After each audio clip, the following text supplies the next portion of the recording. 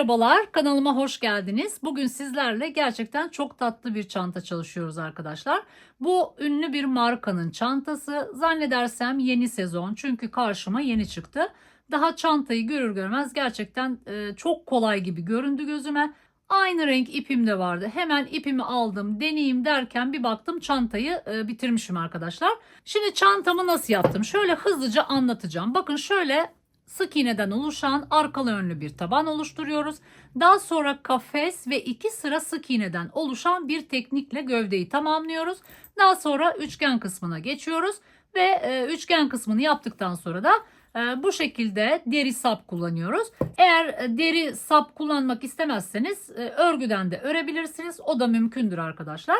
Şimdi bu çanta aşağı yukarı görünüş olarak markaya çok yakın oldu. Yani baktığınız zaman resimlerle kıyasladığınız zaman gerçekten çok yakın oldu. Ama ben bu çantada yine kendi yorumumu da katmak istedim. Markaların çantaları gerçekten çok güzel oluyor. Ama bazen böyle çalıştıkları modellerde benim şahsen gözüme böyle ufak tefek iyileştirilmesi gereken noktalar oluyor. Bu çantada onlardan bir tanesiydi. Şöyle bahsetmek gerekirse taban çıkışında orijinalde şurada hafif bir kasma gördüm arkadaşlar. Yani ben o kasmayı almak için biraz şurada artışlar yaparak gövdeyi çıkmayı tercih ettim. O yüzden bakın hiç kasmadan çok rahat bir şekilde tabandan gövdeye çıkışı sağlamış oldum. Onun dışında markanın çantasında gövde düz örülmüştü. Ben ise çok hafif şöyle eksiltme yaparak çantanın formuna biraz şöyle farklılık kazandırmak istedim. Yani burası geniş olduğu için şurası biraz daha dar olsun istedim. Yani şurada yığılma olmaması için şurada hafif eksiltmeler yaptım. Bir de çantanın örgü tekniğini biraz değiştirdim. Onu da itiraf edeyim, çok dikkatli bakmamışım resime. Daha sonra baktıktan sonra fark ettim. Burada 2 sıra sık iğne değil, tek sıra sık iğne geçilmişti. Ben ise 2 sıra sık iğne geçmiş oldum. Yani çantayı yaraladıktan sonra fark ettim ama değiştirmedim.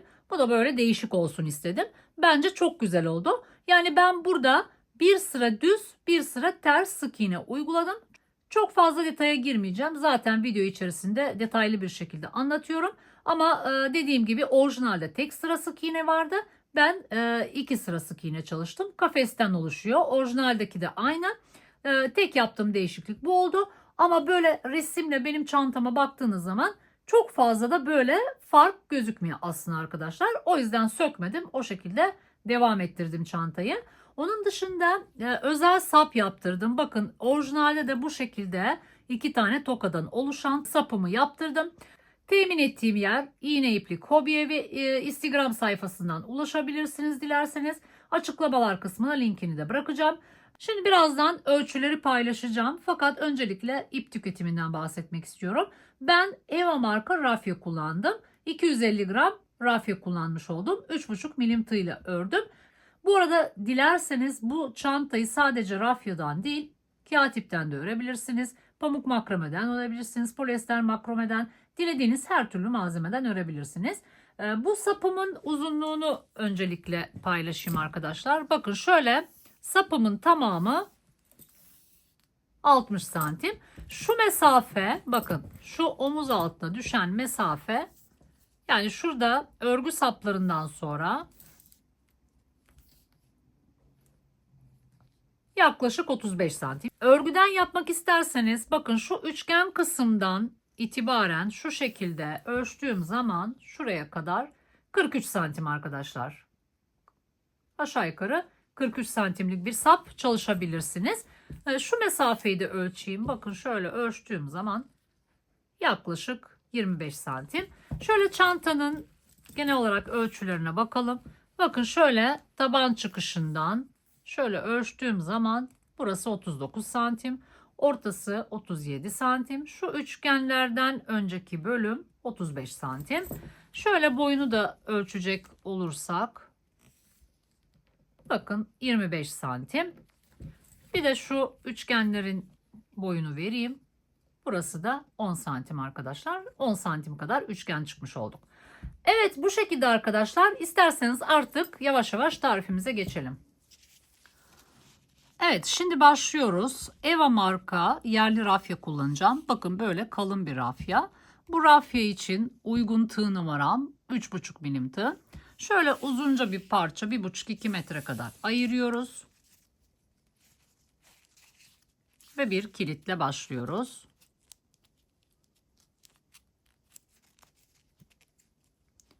Şimdi bu ayırmış olduğumuz ipimizden tığımıza dolayacağız. Bakın şu şekilde bir tur doluyorum. Tığımda 2 tane var. Gelen ipten alıyorum ve ikisinden geçiriyorum. Şimdi bu ilk ilmeğimize bir belirleyici takalım.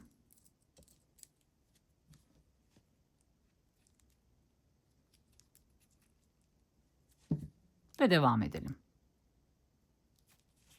Zincirlerimizi çok gevşek çekmeyelim. İlk sıra bol olmasın. Şu şekilde tığımıza doluyoruz. Gelen ipten alıyoruz ve ikisinden geçiriyoruz. Bir kez şu şekilde tığımıza doluyoruz. Gelen ipten alıp ikisinden geçiriyoruz.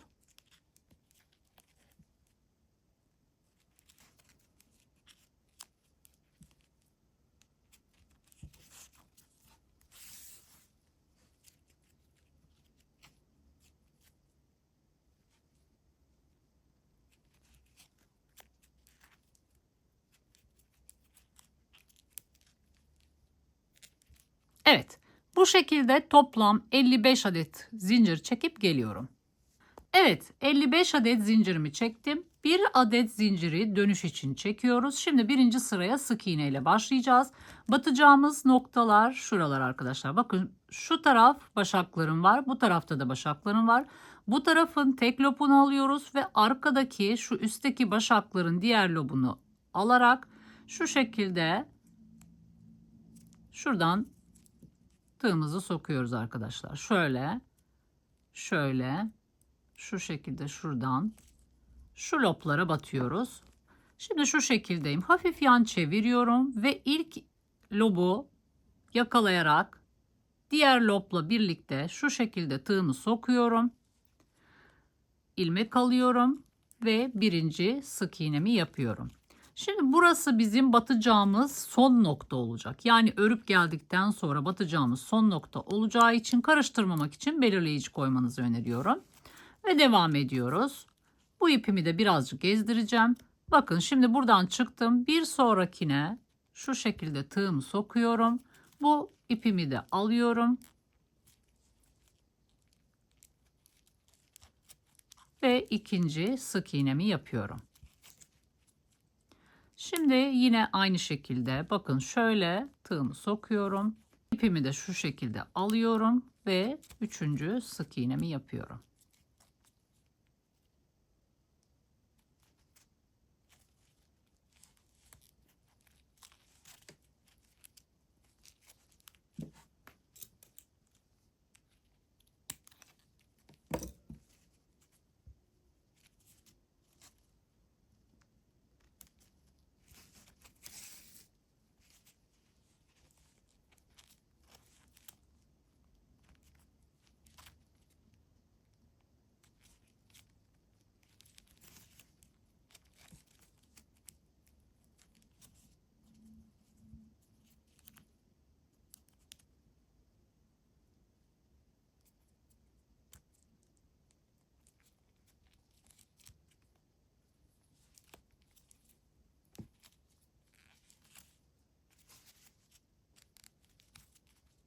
Evet, son bir kez gösteriyorum. Bakın bu tarafta başaklarım var. Burada üstte başaklarım var. Şu alt taraftaki başakların bakın bir tanesine sokuyorum ve arkadakini aynı şekilde tığımı sokuyorum ve sık iğnemi yapıyorum. Bu şekilde yapıyoruz arkadaşlar. Sıra sonuna kadar geliyoruz.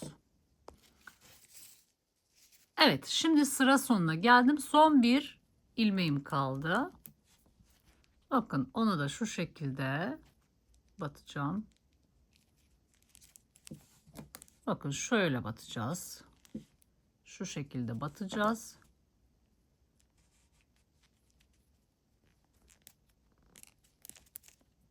Biraz şöyle uzatıyorum ve son sık iğnemi yapıyorum. Evet, şimdi ilk sıramızı tamamladık. Bir ölçü paylaşmak istiyorum sizinle. Şöyle tutuyorum.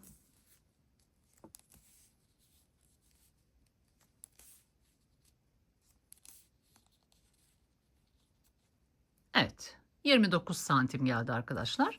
Şimdi devam ediyoruz. Bu ilk sıradaki ilmek sayınız, yani toplam sık iğneniz 55 adet olması lazım arkadaşlar.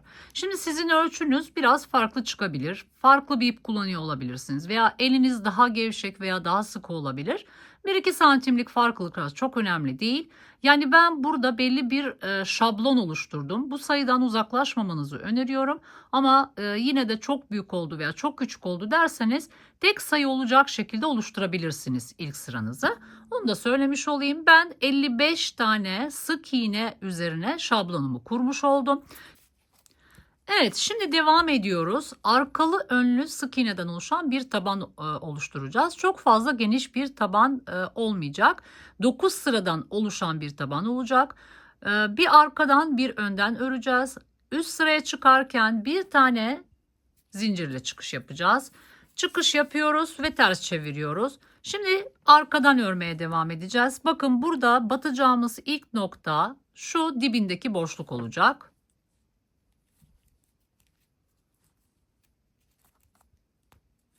Her bir sık iğnenin tepe boşluğuna batarak sık iğnelerimize devam ediyoruz.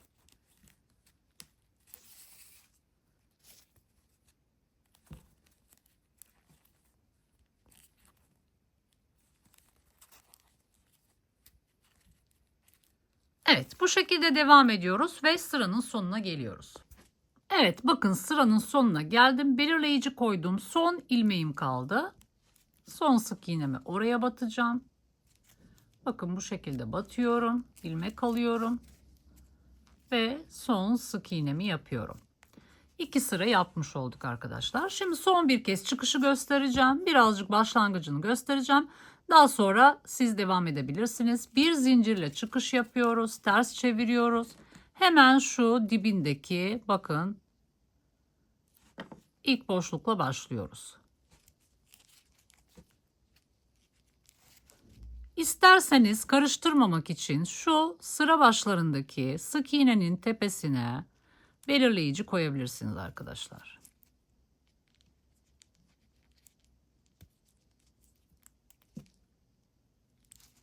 Devam ediyoruz.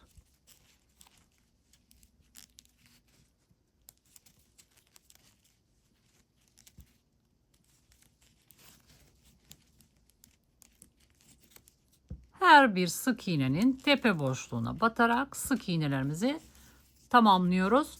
Bu şekilde sıranın sonuna geliyoruz. Bakın burada da son ilmeğimiz zaten burada belli oluyor. Bakın şuradaki başak şeklinde son ilmeğimiz. Şuraya en son batacağız. İsterseniz şimdiden oraya da belirleyici koyabilirsiniz. Bakın son ilmek zaten belli oluyor. Evet, bu şekilde devam ediyoruz. Toplam arkalı önlü 9 sıra örüp geliyorum. Evet, şimdi bakın 1, 2, 3, 4, 5, 6, 7, 8, 9 sıra ördüm. Hemen ölçü paylaşıyorum şimdi. Şöyle. Bakın yaklaşık 29, 28,5 santim. Burası da yaklaşık 5,5 santim arkadaşlar. Şimdi bakın burada sıranın sonuna geldim.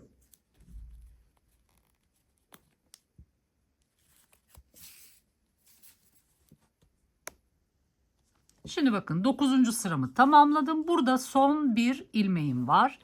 Ona batıyorum. Bakın şöyle batıyorum. Son sık iğnemi yapıyorum. Şimdi bu son sık iğnemizi yaptıktan sonra şuradaki noktaya, aynı noktaya 2 tane daha sık iğne yaparak burada 3 tane sık iğne yapmış olacağız. Şu kısımlara her bir sıraya sık iğne yaptıktan sonra şu noktaya, bakın şu noktaya 3 tane sık iğne yapacağız. Daha sonra geleceğiz şu köşeye. Şimdi burada bu kısmı eşit tutabilmek için bir tane sık iğneyi buraya yapacağız. Diğerini de buraya yapacağız arkadaşlar. Bakın şu sıranın altında olmuş olacak toplam 3 tane sık iğnemiz. Çünkü burada o şekilde oluştuğu için. Daha sonra buraları dolduracağız ve geleceğiz şuraya, son 3 tane sık iğnemizi yapacağız.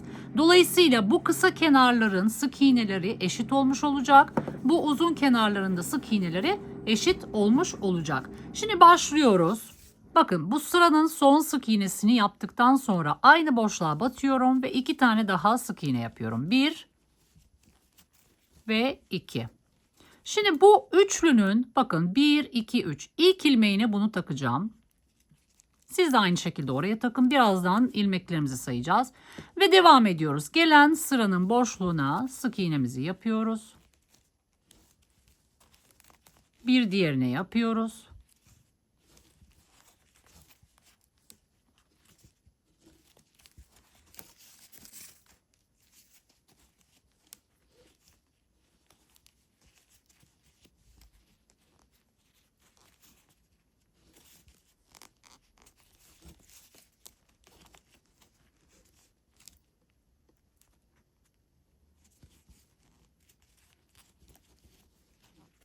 Şimdi buraya belirleyici koydum. Buraya da 3 tane yaptıktan sonra toplam 13 tane sık iğnem olacak. Bakın, 1, 2, 3 köşe için yaptık. 4, 5, 6, 7, 8, 9, 10. 3 tane de buraya gelecek. 13 tane olacak.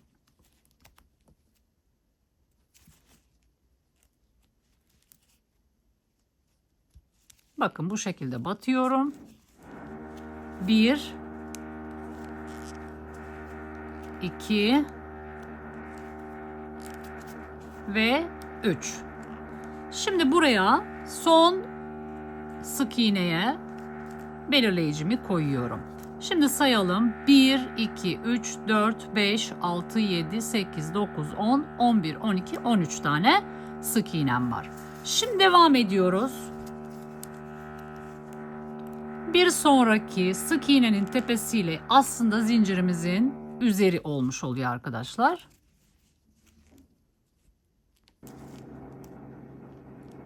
Bakın, şu şekilde 2 lobdan batarak devam ediyoruz.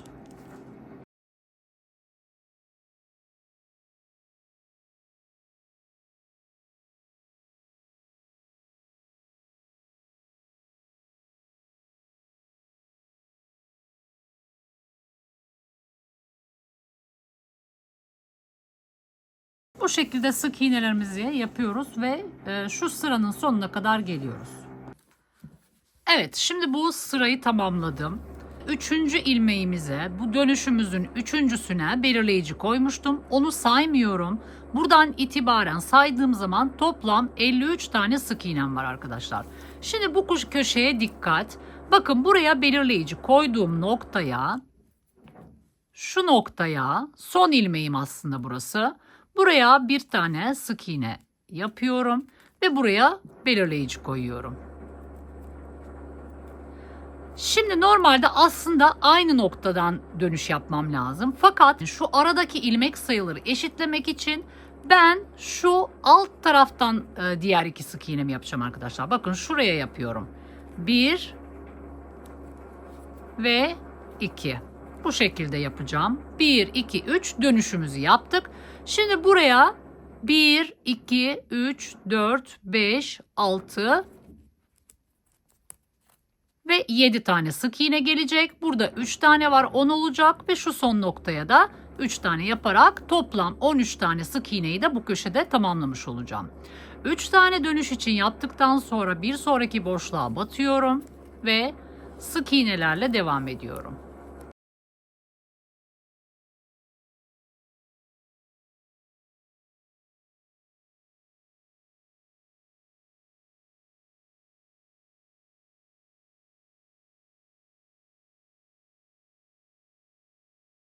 Bakın, en son şu ilmeğin altındaki boşluğa yaptım. Şimdi şuraya belirleyici koyduğum nokta, yani şu sıranın ilk ilmeği olmuş oluyor. Oraya dönüş için 3 tane yapacağım. 1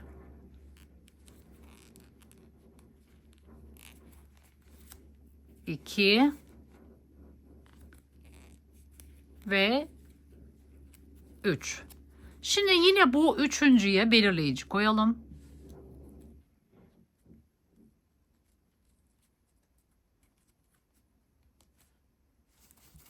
ve sayalım. Bakın 1, 2, 3, 4, 5, 6, 7, 8, 9, 10, 11, 12, 13 tane ilmeğim burada var.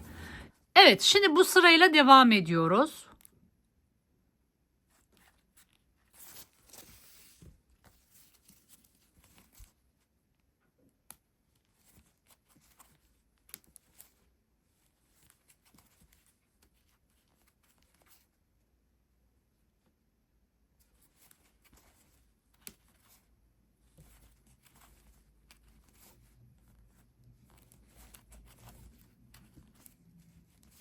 Bu şekilde sık iğnelerimizi tamamlıyoruz ve şu belirleyicinin önüne kadar geliyoruz.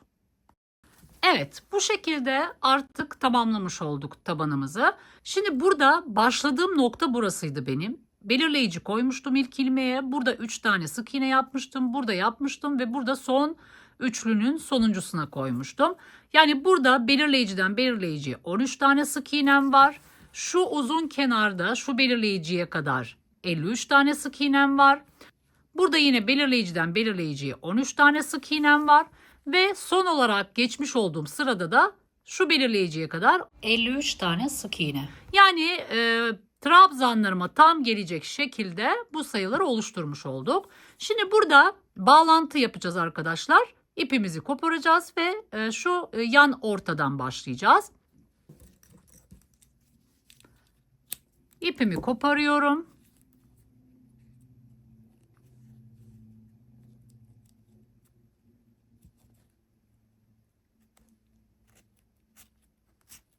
Buradan çıkartıyorum. Şimdi buradan iğne vasıtasıyla şu ilmeği atlayacağım. Şuradaki ilmeğe bağlantı yapacağım. Çünkü onu atlamazsam şurada bir tane fazla ilmeğim olmuş olacak. Yani bu bitişleri biliyorsunuz. Özel bitişler bunlar. Şimdi bu belirleyiciyi çıkarttığım ilmeği atlıyorum ve bir sonrakine batıyorum. Onun üzerinden geçmiş olacak. Bakın. Şu şekilde geçmiş olacak. Daha sonra şu çıkış yaptığım noktadan şu şekilde sokuyorum. Ve bu şekilde temiz bir bitiş yapmış oluyorum. Şimdi burayı arkada gizleyeceğim.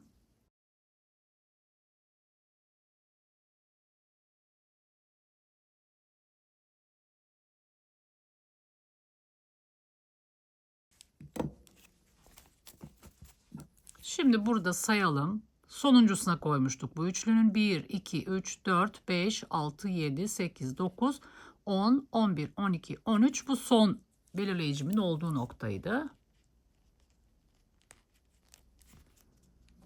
Bu belirleyiciden sonra buradan bu belirleyiciye kadar saydığımda 53 tane ilmeğim var. Evet, şimdi bunu tamamlamış olduk. Artık gövdeye çıkıyoruz arkadaşlar. Şimdi önce bir ölçü vereyim size. Bakın 29,5. Tam 29,5 arkadaşlar. Burası ne olmuş bir bakalım. Burası da 6,5 santim. Çok geniş bir taban yapmıyoruz. Evet, şimdi bu şekilde tamamladıktan sonra tabanımızı, şu tabanımızın ön yüzü arkadaşlar, şöyle ters çeviriyorum. Şimdi ters tarafından yine bir sıra sık iğne yapacağız. Çünkü buradan yapmamızın sebebi şu sık iğnenin ters tarafı bu ön yüze gelmesini istiyorum arkadaşlar. Şimdi orta noktasını buluyoruz ve oradan tığımızı geçiriyoruz. Şu şekilde ilmek alıyoruz ve bir tane zincir yapıyoruz. Şimdi aynı noktaya bir kez daha batıyoruz ve sık iğnemizin tepesini oluşturuyoruz arkadaşlar. Bu bizim birinci sık iğnemizin tepesi olmuş oluyor. Buraya bir tane belirleyici koyalım muhakkak.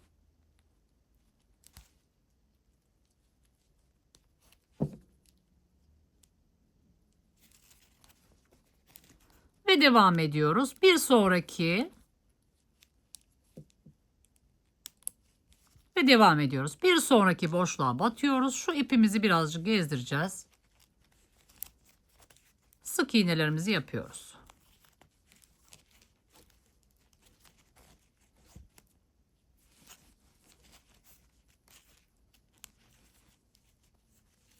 bu üçlü dönüş köşesinde yaptığımız 3 tane sık iğnenin üzerine 2'şer tane sık iğne yapacağız arkadaşlar. Şimdi birincisini yapıyorum. 1 2. Şimdi ikincisine yapıyorum. 1 2 ve bu sonuncusuna yapıyorum.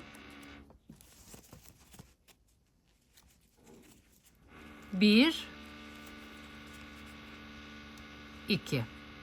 Şimdi bunu niye yapıyoruz? Bunu aslında orijinalde fark ettiğim bir sebepten dolayı yapıyorum. Yani bu çıkışlarda çok kasarak çıkmış.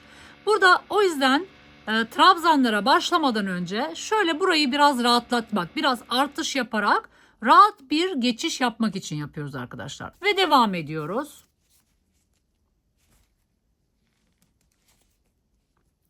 Şimdi şu son sık iğneye tekrar belirleyici koyalım arkadaşlar. Yani 6. sık iğne olmuş oluyor.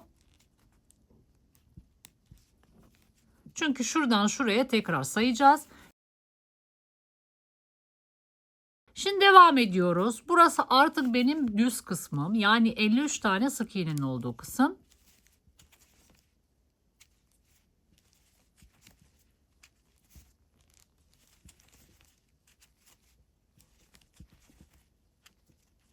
Evet. Bu şekilde devam ediyoruz. Şu köşeye gelelim. Tekrar ikinci bir kez göstereyim arkadaşlar. Evet, şimdi sıranın sonuna geldim arkadaşlar. Burayı tamamladım. İkinci köşedeyiz. Şöyle ters çevirdiğiniz zaman, yani ön yüzüne baktığınız zaman 1, 2, 3 tane tepe görüyorsunuz. Bunların her birine çift batacağız burada da. 1, 2. Şimdi yine bu birincisine koyalım.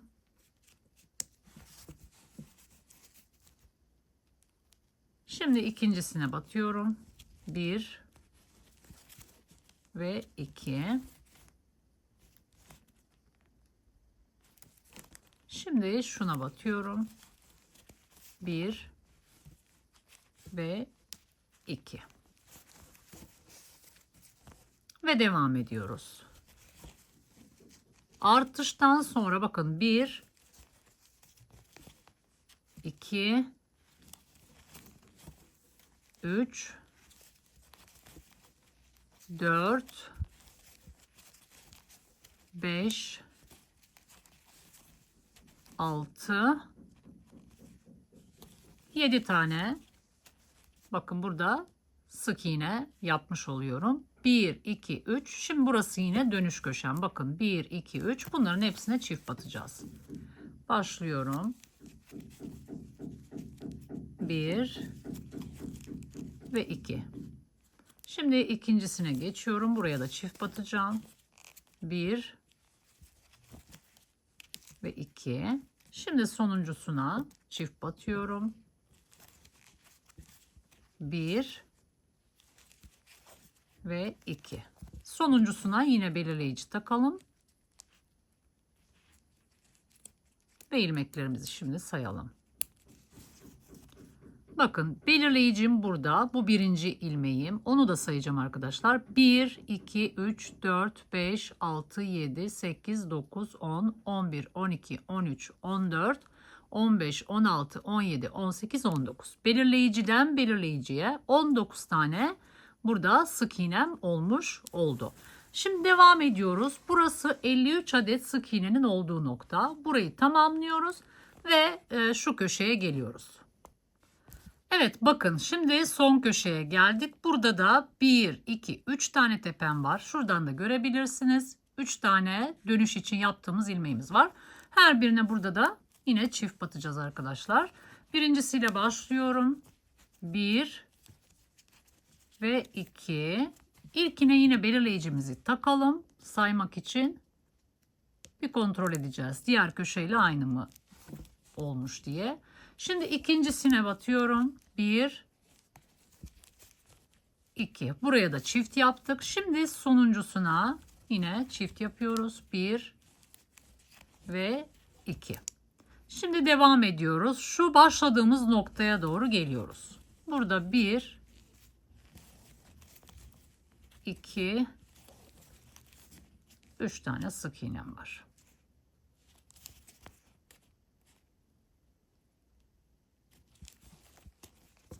Şimdi sayalım bakalım. Bu belirleyicileri de dahil ediyoruz. 1, 2, 3, 4, 5, 6, 7, 8, 9. Burası 10, 11, 12, 13, 14, 15, 16, 17, 18 ve 19. 19 burada var. 19 burada var. Şu kenarlarda 53, 53. Yani hesabıma göre trabzanlarımızı düzgün yerleştirebileceğiz arkadaşlar. İnşallah doğru gideceğiz. Şimdi burada birleştirme yapacağız. Evet, şimdi bu sarı belirleyicinin olduğu noktaya birleştirme yapacağız. Şu şekildeyim. Bakın tığımı sokuyorum. Bir tane kaydırma yapıyorum.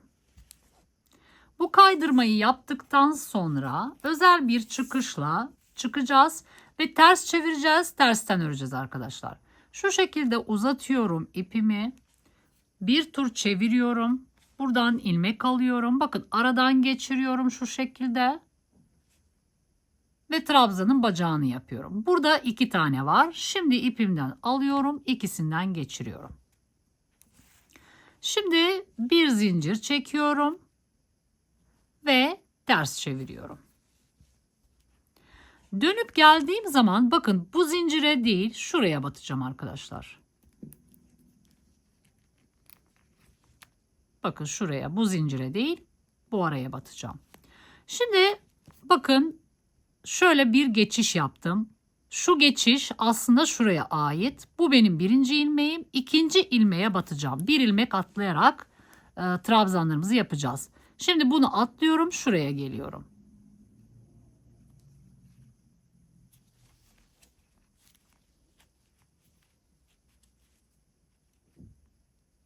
Bakın. Geçiş yaptığım noktayı değil. Bu geçiş yaptığım nokta buna ait. Bunu atlıyorum. Üçüncüsüne batıyorum. Arada bir zincir çekiyoruz. Ve devam ediyoruz. Bir tane sık iğne atlayarak kafeslerimizi oluşturuyoruz. Bakın buraya atlıyorum. Buna batıyorum. Ve 2 defa da çekiyorum. İkili trabzan yapıyoruz. Bir zincir çekiyorum. Bir tane sık iğne atlıyorum. İkincisine batıyorum.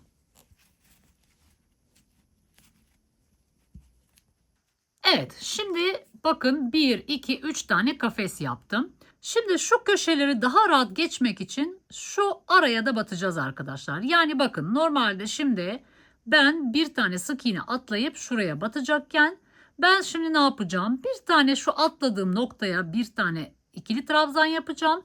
Daha sonra buraya yapacağım ve normal yoluma devam edeceğim arkadaşlar. Bakın belirleyiciden sonra 1-2 tane batacak noktam var.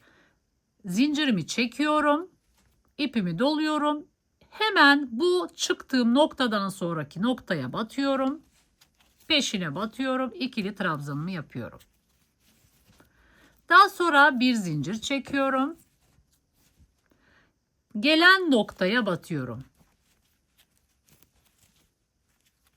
Böylece burada bir tane kafes artırmış oluyoruz. Yani deneme yaptım, biraz kastı. Aslında devam edebilirdim ama bu şekilde rahatlatırsak daha iyi olur diye düşündüm. O yüzden tekrar söktüm, tekrar burayı oluşturmak için. Evet, şimdi devam ediyoruz. Bakın belirleyiciyi atlayacağım. Bu belirleyici burada kalsın arkadaşlar. Şuranın sayısını ve buranın sayısını saymak için iyi olacaktır. Hemen acele etmeyin çıkartmaya. Şimdi bunu atlıyorum ve hemen yanındaki tepe boşluğuna batıp ikili trabzanımı oluşturuyorum. Bakın burası kasmadı, gayet güzel oluyor. Şu zincirlerinizi, aradaki zincirleri çok fazla sıkmayın arkadaşlar. Çünkü sık iğneden geçişte, trabzana ya da kafeslere geçişte her zaman orada bir kasma yapar arkadaşlar. Onu söyleyeyim. O yüzden burayı çok aşırı sıkmadan geçin. Tabii ki çok fazla bol yapın demiyorum ama şöyle sıkmadan geçelim. Bir tane sık iğne atlayarak kafeslerimi oluşturmaya devam ediyorum. Şimdi tam şu belirleyicinin önüne kadar geliyorum. Evet, bakın burayı tamamladım ben arkadaşlar. Bakın şuradan itibaren, bakın belirleyiciden sonra 1, 2, 3, 4, 5, 6, 7, 8, 9, 10, 11, 12, 13, 14, 15, 16, 17, 18, 19, 20, 21, 22, 23, 24, 25, 26, 27. trabzanımı yapmış oldum. Bakın yine belirleyicim arada kaldı. Şimdi bu belirleyiciyi atlayacağım.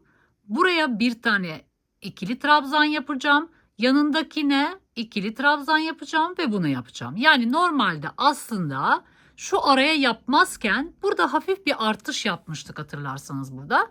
Aynı şeyi burada da yapacağız. Şimdi belirleyicim yine kalsın. Bir tane zincir çekiyorum. Belirleyiciyi atlıyorum. Belirleyiciden sonraki boşluğa batıp ikili trabzanımı yapıyorum. Bir tane zincir çekiyorum. Şimdi bu gelen noktaya yine bir tane ikili trabzan yapıyorum. Hemen yanına. Şimdi bir tane zincir çekiyorum. Yine yanına bir tane ikili trabzan yapıyorum. Ne yapmış olduk? Bir tane kafes, burada da artış yapmış olduk. Şimdi bir zincir çekiyorum. Bir sık iğne atlıyorum. Diğerine batıp kafeslerimi oluşturuyorum. Araya zincir çekiyorum. Bir tane sık iğne atlıyorum. Diğerine batıyorum.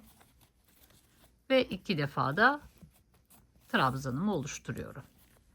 Bir zincir çekiyorum. Bir tane sık iğne atlayıp kafesimi oluşturuyorum. Ve bu şekilde devam ediyorum. Burayı kesmeyeceğim. Şu noktayı da göstereyim.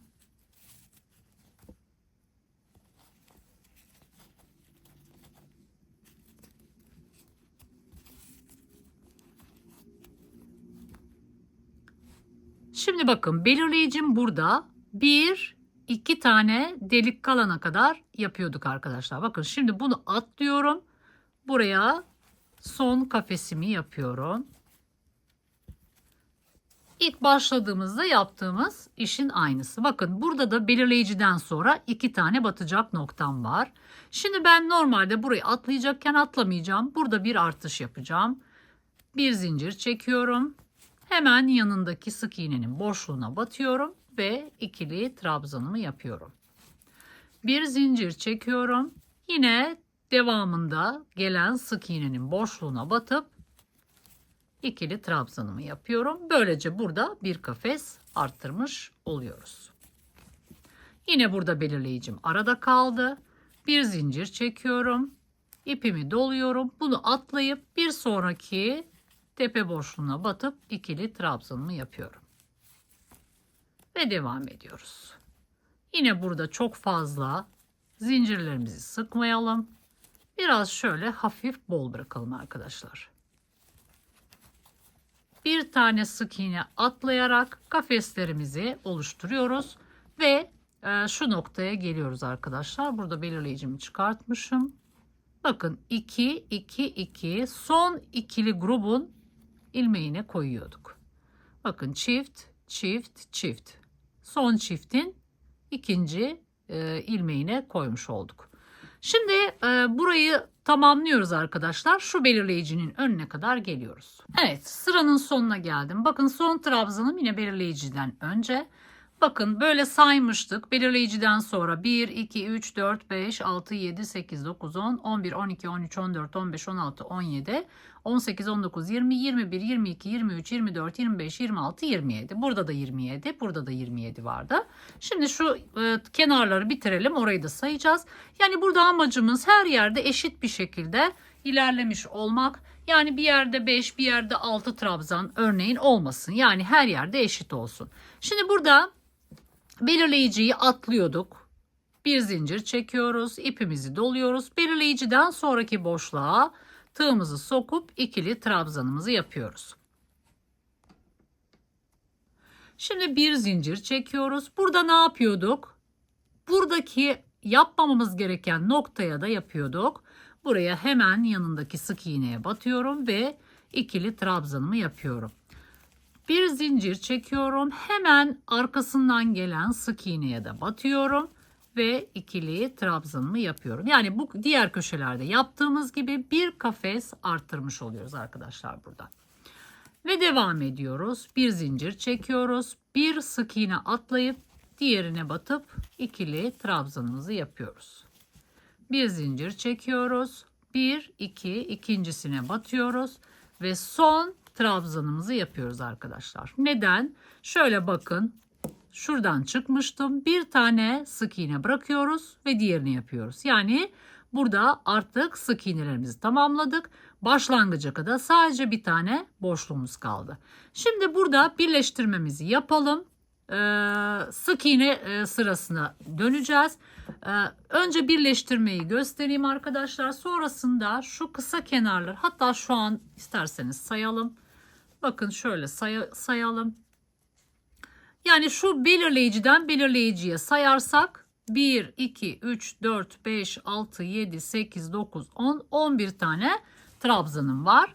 Burada da belirleyiciden belirleyiciye sayalım. 1, 2, 3, 4, 5, 6, 7, 8, 9, 10, 11 tane trabzanımız var. Yani hiçbir düzensizlik yok. Her yerde trabzanlarımız eşit bir şekilde oluşmuş oldu. Şimdi birleştirmemizi yapalım. Bakın burada özel bir çıkışla çıkmıştık. Burada bir zincirim var. Bu zincire değil, o ara zincirimiz. Şuraya batacağız arkadaşlar. Şimdi şuraya tığımı sokuyorum. İlmek alıyorum. Şu şekilde bir kaydırım. Pardon. Önce bir zincir çekeceğiz arkadaşlar. Şuraya bir zincir çekiyoruz. Batıyoruz. Belirleyiciyi çıkarttığımız noktaya. Şu şekilde bir kaydırma yapıyoruz. Şimdi şöyle bir şey yapalım arkadaşlar. Bu belirleyicileri çıkartalım.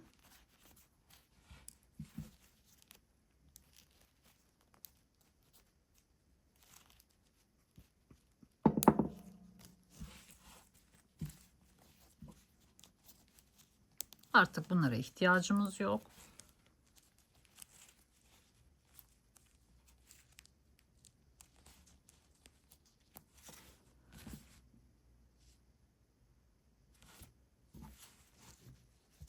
Şimdi trabzanlarımız bu tarafta olduğu için şuraya ön yüzümüz bizim burası. Bakın. Yani ilk sıra normal sık iğnelerimiz var. Daha sonra tersten oluşturmuştuk sık iğnelerimizi. Ve trabzanı ördüğümüz ön yüzümüz belli olsun diye şu tarafa belirleyici koyacağız arkadaşlar. Şuraya koyuyorum. Burası bizim ön yüzümüz oluyor. Şimdi burada bir sıra sık iğne yapacağız. Normal sık iğne yapacağız. Sık iğnelerimizin ön yüzü ön yüzde kalmış olacak. Daha sonra birleştirme noktasına geleceğiz ve tersten sık iğneler öreceğiz. Aynen şuradaki görüntü gibi. Sık iğne sırasına başlıyoruz. Bir tane zincir yapıyoruz. Bakın bir tane zincir yaptım. Şimdi hemen şu boşluğa 2 tane sık iğne yapıyorum. Bakın birincisini yaptım. Birleştirme noktam şurası arkadaşlar. Buraya da koyalım. Geldiğimde buradan birleştireceğim. Bir zincir, bir sık iğne. Şimdi aynı boşluğa tekrar ikinci sık iğnemi yapıyorum. Şimdi buraya atlıyorum. Diğer kafese geçiyorum. Buraya da 2 tane sık iğne yapıyorum.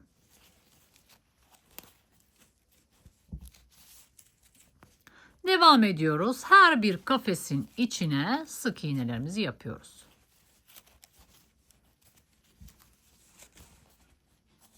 Şimdi köşeye geldik.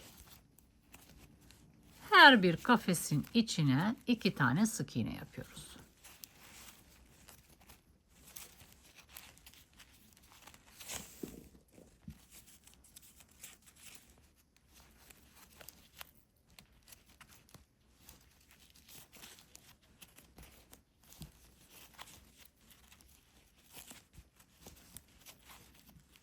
Evet, bu şekilde devam ediyoruz.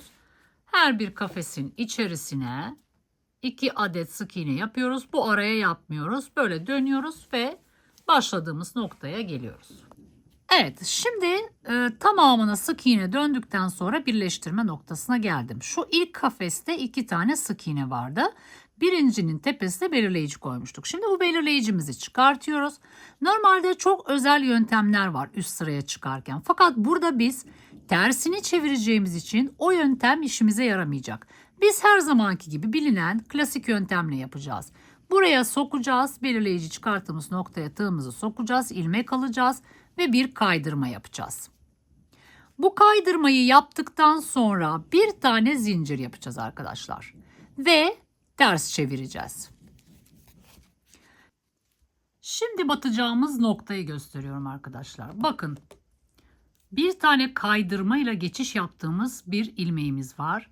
Zincirimizi yaptıktan sonra batacağımız nokta hemen zincirin dibi olacak. İlk gördüğünüz tepe olmuş olacak.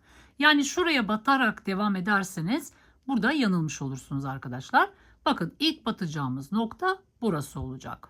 Dönüp geldiğimizde de bakın, yanılmayın. Batacağımız nokta burası değil. Çünkü bu bizim zincirin çıkış yapmış olduğu nokta oluyor. Batacağımız nokta şurası olacak. Burası zincirle çıkmış olduğumuz nokta. Dibine battığımız zaman ilk sık iğnemizi oraya yapmış olacağız. Burası son batacağımız sık iğnemiz olacak. Evet, şimdi zincirle çıkış yaptık. Hemen dibindeki boşluğa batıyorum ve bir tane sık iğne yapıyorum. Buraya hemen belirleyicimi takıyorum.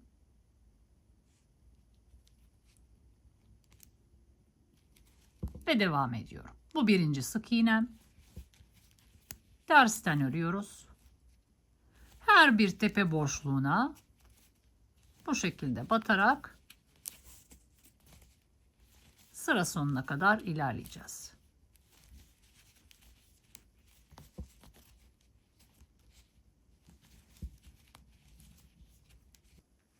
Yani şu an tersten örüyoruz arkadaşlar.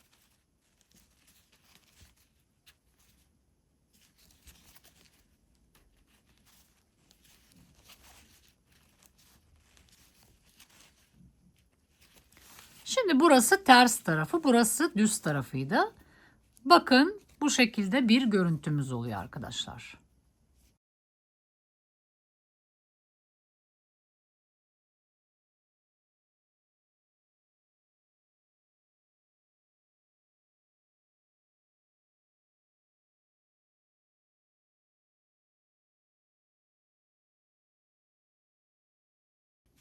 Evet.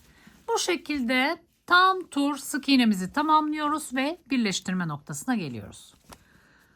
Evet, şimdi ben ikinci sıra sık iğnemi de yapıp geldim arkadaşlar. Bütün ilmeklerinizin sayısını sayın, çift sayı olmak zorunda. 152 adet saydım ben arkadaşlar. Şimdi birleştirme yapacağız. Yine aynı yöntemle birleştirme yapıyoruz. Şimdi belirleyiciyi çıkarttığım noktaya tığımı sokuyorum. İlmek alıyorum ve şu şekilde kaydırıyorum. Şimdi burada bu kaydırmayı yaptığım ilmek şuna ait arkadaşlar. Benim döndüğümde, şimdi ters çevireceğiz çünkü trabzanlarımızı diğer taraftan öreceğiz. Döndüğüm zaman bakın, ilk ilmeğim bu olacak. Bu ilmeği atlayacağım, şuna batacağım. Şimdi nasıl yapıyorduk? Kaydırmamızı yaptık. Şöyle birazcık uzatıyoruz. Bir tur çeviriyoruz. Buradan ilmek alıyoruz. Bakın, aradan geçiriyorum arkadaşlar. İlmeğin içinden değil. Şu şekilde geçiriyoruz. Trabzanın bacağı bu şekilde kalınlaşıyor. Ve iki tanesinden şu şekilde ipimizi geçiriyoruz. Şimdi bu noktada bir zincir çekiyorum ben arkadaşlar. Size kısa gelirse iki de çekebilirsiniz. Ben şimdi bir çekeceğim fakat onu birazcık şöyle bol çekiyorum. Birazcık bol çekeceğim. Şuraya zincirden önceki noktaya belirleyici koyacağım. Dönüp geldiğim zaman buradan birleştirme yapacağım. Şimdi şu şekilde ters çeviriyoruz. Bakın, ne demiştim? Burası ilk ilmeğim. Bunu atlayacağım. Şuraya geleceğim. Bakın, tam bunun hizasında olmuş olacak. İpimizi doluyoruz. Bunu atlıyorum. Şuna geliyorum. Ve ikili trabzanını yapıyorum. Bir zincir çekiyorum. Bunu atlıyorum. Diğerine batıyorum. Yine aynı şekilde devam ediyoruz. Bir sık iğne atlayarak kafeslerimizi oluşturuyoruz.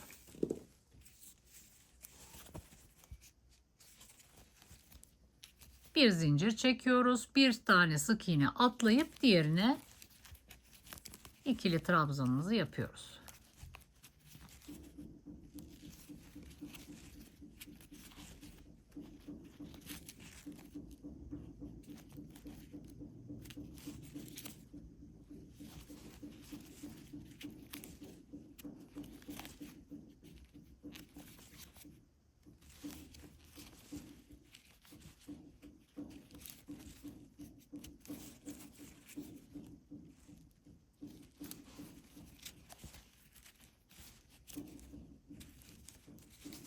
Evet, bakın nasıl toparlanmaya başladı. Fakat burada herhangi bir kasma yok.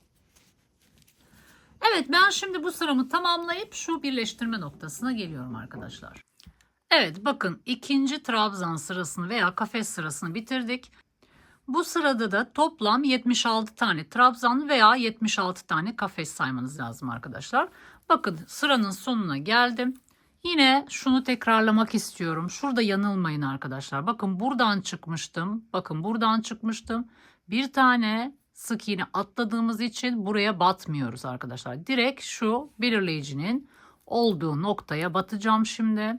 Bir tane zincir çektim. Şurayı çıkartıyorum.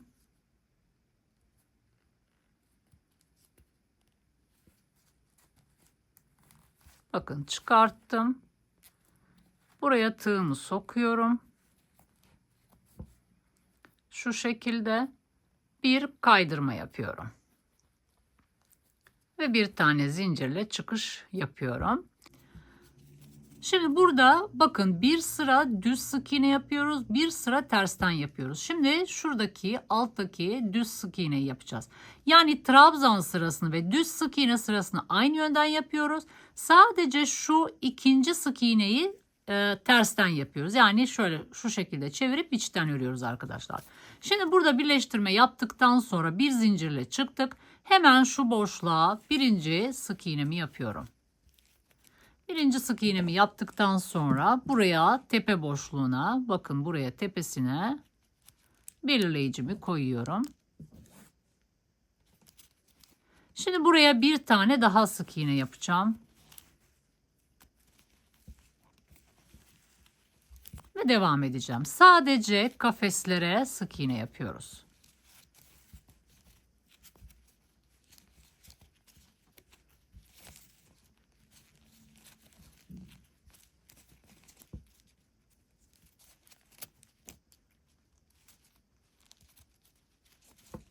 Bu şekilde bütün kafeslerin içine ikişer adet sık iğne yapıp şu birleştirme noktasına geliyorum. Daha sonra buradan birleştireceğiz ve tersinden örmeye başlayacağız arkadaşlar. Tersinden sık iğnelerimizi yine yapacağız. Bu şekilde döneceğiz, geleceğiz. Yine birleştirme noktasına geleceğiz. Toplam 2 sıra sık iğne yapmış oluyoruz. Birini dış taraftan yapıyoruz, birini iç taraftan yapıyoruz. Şurada bir belirleyicim var. Bunu çıkartmayacağım arkadaşlar. Yani bu bitene kadar burada olacak. Burası çantamızın ön yüzü, burası arka yüzü. Evet, bu şekilde devam ediyoruz arkadaşlar. 2 sıra sık iğne, bir sıra trabzan şeklinde devam ediyoruz. Burada hiçbir artış yapmıyoruz arkadaşlar. Düz çıkıyoruz. Belli bir mesafeye çıkacağım arkadaşlar. Şu mesafem benim, ölçeyim size isterseniz. Bakın şöyle ölçtüğüm zaman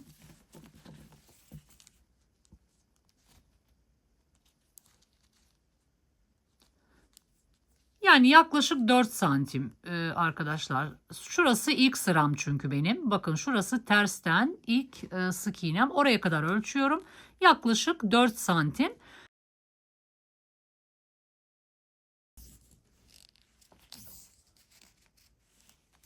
Tabii buna ütü de olacak. Birazcık ütü de yapacağız.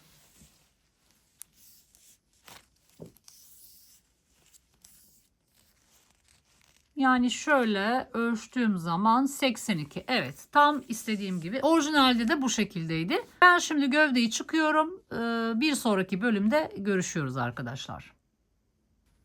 Evet, şimdi ben 1, 2, 3, 4, 5 kafes sırası çıktım arkadaşlar. Yeni bir sıraya başladım. Sık iğne ile başladım. Bakın ek yerim burası. Sık iğne ile başladım. İlk sıra sık iğnemle başladım. Şimdi burada biraz eksiltme yapmayı düşünüyorum. Yani şu an aşağı yukarı çantanın yarısına doğru yaklaşıyoruz. Tam yarısı değil aslında. Şöyle bir ölçü vereyim isterseniz. Bakın şuradan yine ölçeyim. Buradaki ölçüm yaklaşık 11,5 santim arkadaşlar. Şu şekilde enini de ölçeyim. Bu defa şöyle kabaca ölçmek istiyorum arkadaşlar. Şöyle ölçersek.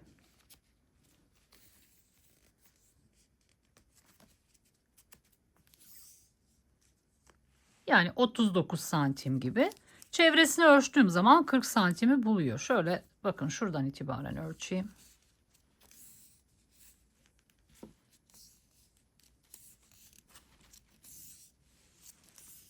Şöyle ölçtüğüm zaman bakın 80 santim.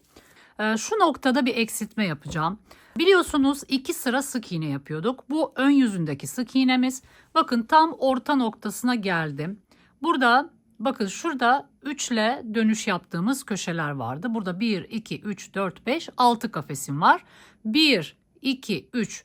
Üçüncü kafesten şöyle bakın birinci belirleyicimi buraya koydum, diğerini buraya koydum. Yani aslında ortalattım çantayı. Şu iki kafese normalde ikişer tane sık iğne batarken ben şimdi birer tane sık iğne batacağım arkadaşlar. Ve böylece iki sık iğne eksiltmiş olacağım. Dolayısıyla ne olmuş olacak? Bir kafes bu taraftan, bir kafes de bu taraftan eksiltmiş olacağım. Yani 6 kafes kadar eksiltmeyi düşünüyorum. Yani bu 3 sıra demek arkadaşlar. Bir buradan 2 kafes olacağı için 3 defa eksiltme yaparsam yeterli olacaktır. Şu an 76 kafesteyim. 70 kafese inmiş olacağım. Şimdi şu ikisine birer tane sık iğne yapacağım. Normalde 2 2 diye gelirken burada bir tane sık iğne yaptım. İkincisini yapmıyorum. Diğer kafese geçiyorum. Ve buraya da bir tane sık iğne yapıyorum. Ve devam ediyorum. Diğer kafeslere artık normal 2 tane sık iğne yaparak devam ediyorum. Evet, bakın birleşme noktasına geldim. 2 tane kafesim var. Şimdi birincisine sadece bir tane sık iğne yapıyorum. İkincisini yapmıyorum. Diğerine geçiyorum. Buraya da bir tane sık iğne yapıyorum ve burada bırakıyoruz. Şimdi artık birleştirmeyi yapacağız arkadaşlar. Bakın belirleyici koyduğum nokta, yani burada 2 tane sık iğnem var. 1 2 tane tepe görüyorsunuz. İlkinde belirleyicim var. Onu çıkartıyorum. Şu şekilde tığımı sokup ilmek alıyorum ve kaydırıyorum. Burayı kaydırdığım zaman bu kaydırma ilmeği şunun üzerine geçmiş oluyor arkadaşlar. Yani bu benim aslında birinci ilmeğim. Bakın şöyle anlatayım. Şimdi ben ters döndüğümde bu birinci ilmekle başlayacağım. Bittiğimde ise bakın bu buna ait. Şununla tamamlamış olacağım arkadaşlar. Son ilmeğim de burası olacak. Yani bunu karıştırmayın. Şimdi burada bir zincirle çıkış yapacağım. Ters çevireceğim ve şu ilk ilmekle başlamış olacağım. Bakın zincirle çıkış yapıyorum. Hemen şuradaki ilmekle başlıyorum. Yine sık iğne yapıyoruz. Birinci sık iğnemi yaptım. Buraya da farklı bir tane koyalım sıranın başı diye.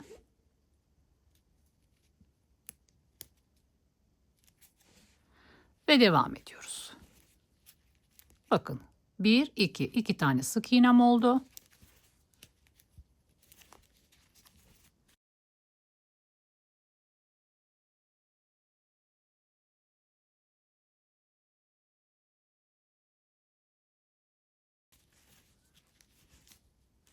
Şimdi bu şekilde örmeye devam ediyoruz. Bu sırada herhangi bir eksiltme yapmıyoruz. Eksiltmeyi yapacağımız zaman 2 tane sık iğnenin ilkinde yapıyoruz. Yani ön yüzüne bakan taraftaki sık iğne sırasında yapmış oluyoruz. Evet, bu şekilde devam ediyoruz arkadaşlar. Örüyoruz ve şu birleştirme noktasına geliyoruz. Evet, bakın şimdi bu şekilde sık iğnelerimi tamamladım. Hatırlarsanız burada en son batmanız gereken nokta burası demiştim. Yani bu şekilde benim yaptığım gibi belirleyicilerinizi koyarsanız karıştırmazsınız arkadaşlar. Açıkçası bunu sonradan aklıma geldi. Yani biraz çünkü şu birleştirme noktası karıştırmaya müsait. Ama şunu hiçbir zaman unutmayın. Eksiltme öncesi her sırada 152 tane ilmek saymanız lazım arkadaşlar. Ve sonrasında 76 tane kafes. Oradan da kontrollerinizi yapabilirsiniz. Şimdi ben saydım. Bu 147. ilmeğim. Şu batacağım son ilmek olacak. Bakın buraya da batıyorum. Ve 148. sık iğnemi yapmış oluyorum. 2 sık iğne buradan, 2 sık iğne de buradan eksilttiğimiz için 152'den 4 çıkınca 148 ilmekte kaldık. Dolayısıyla 74 kafese düşmüş olduk arkadaşlar. Şimdi bakın burası birleştirme noktam. Bir kez daha göstereceğim. 2 sıra sık iğne yaptıktan sonra trabzan sırasına çıkıyoruz. Şu an ters taraftayım, iç taraftayım. Belirleyicim burada. Kafes sırasına geçiyoruz. İkili trabzanlarımızı oluşturacağız. Nasıl yapıyorduk? Şu belirleyiciyi çıkartıyoruz. Çıkarttığımız noktaya şu şekilde tığımızı sokuyoruz ve kaydırma yapıyoruz arkadaşlar. Şimdi bakın kaydırma yaptığım için bu kaydırma ilmeğim şu birincisine geçiyor arkadaşlar. Bakın şu birincinin üstüne geçmiş oluyor. Dolayısıyla benim bitiş noktam şurası. Bakın son ilmeğim burası. Belirleyici koyuyorum. Bakın bu birinci ilmeğim. Burası benim son ilmeğim. Buraya da bir tane koyalım. Şimdi arkalı önlü ördüğümüz için karıştırma ihtimaliniz var. Bakın bu şekildeyim şimdi. Şimdi şöyle birazcık uzatıyoruz. Ters çeviriyoruz. İpimizden alıyoruz ve şöyle aradan geçiriyoruz. İlmeğin içinden değil. Ve şu şekilde uzun bir trabzan bacağı oluşturuyoruz. Ve daha sonra şöyle ikisinden geçiriyoruz. Burada biraz sıkı olmayan bir zincir yapıyoruz. Ve ters çeviriyoruz. Çünkü trabzanlarımızı ön yüzünden öreceğiz arkadaşlar. Evet, şimdi döndük. Bakın burası benim birinci ilmeğim olduğunu söylemiştim. Benim batacağım nokta burası. Şimdi bu burada kalsın isterseniz sonra çıkartırız. İpimi doluyorum. Birinci ilmeği atlıyorum. Hemen şuradakine batıyorum. Ve ikili trabzanımı yapıyorum.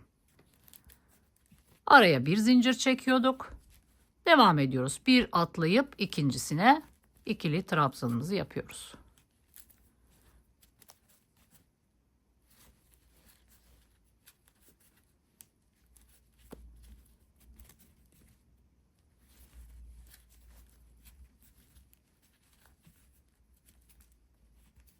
Bir sık iğne atlayarak trabzanlarımızı oluşturuyoruz arkadaşlar. Bu şekilde turu tamamlıyoruz ve şu noktaya kadar geliyoruz. Şu belirleyiciden önceki ilmekte en son trabzanınızı oluşturmuş olmanız lazım. Evet, bakın başlangıç noktasına doğru geliyorum arkadaşlar. Şu ara kafeslerimi saydım. Şu ana kadar 72 kafesim olmuş. Burada buraya batacağız ve birleştirme yapacağız. 2 kafes de buradan gelince 74 kafese tamamlamış olacağız. Burayı beraber yapalım. Bir zincir yapıyoruz. Bir atlıyoruz. Ve belirleyicinin hemen yanına trabzanımızı yapıyoruz. Şimdi burada 73 tane kafesimiz oldu.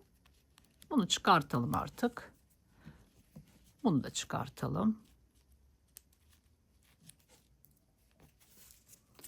Şimdi bağlantımızı yapacağız. Burada özel çıkış yapmıştık. Bir zincir çekmiştik. Batacağımız nokta bakın şurası arkadaşlar. Şimdi bir zincir çekiyoruz. Bu noktaya batıyoruz. İlmek alıyoruz ve kaydırıyoruz. Şuradaki zincirinizi çok bol çekmeyin arkadaşlar. Evet, böylece tamamlamış olduk. 1, 2, 3, 4, 5, 6 kafes sırası yapmış olduk. Bu 6. kafes sıramız eksilmiş oldu. Buradaki sıralarda 76 kafesteyken burada 74 kafese düşmüş olduk. Düz öreceğiz. Sık iğne sırasına geçiyoruz. Zincir yapıyoruz ve ilk kafesle başlıyoruz. Bir tane sık iğnemi yaptım. Buraya belirleyicimizi koyalım.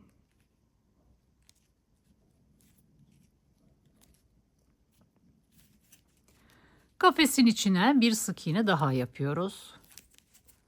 Ve devam ediyoruz. Her bir kafesin içine 2 adet sık iğne yapıyoruz. Birinci sıradaki sık iğneler bakın dış tarafa bakıyor. Bir sık iğne daha geçeceğiz.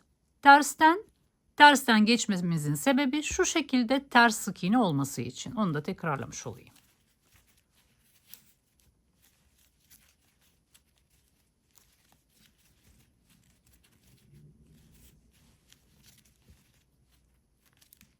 Evet, bu şekilde devam ediyoruz. Buraya geliyoruz. Daha sonra ters çeviriyoruz. İkinci sıra sık iğnemizi yapıyoruz. Ve daha sonra kafes sırasına geçiyoruz. Bu kısmı göstermeyeceğim arkadaşlar. Yani 1, 2, 3, 4, 5, 6, 7. kafes sırasını tamamlayıp orada buluşuyoruz. Evet, 1, 2, 3, 4, 5, 6, 7. kafes sıramı tamamladım. Bu sırada eksiltme yapmamıştık. Bir önceki kafes sırasında eksiltme yapmıştık. Sık iğnenin olduğu kısımdan yapmıştık. Şimdi bakın bu şekilde kaldım. Bir tane zincir çekiyorum. Bu zincire değil, şuradaki noktaya batıyoruz.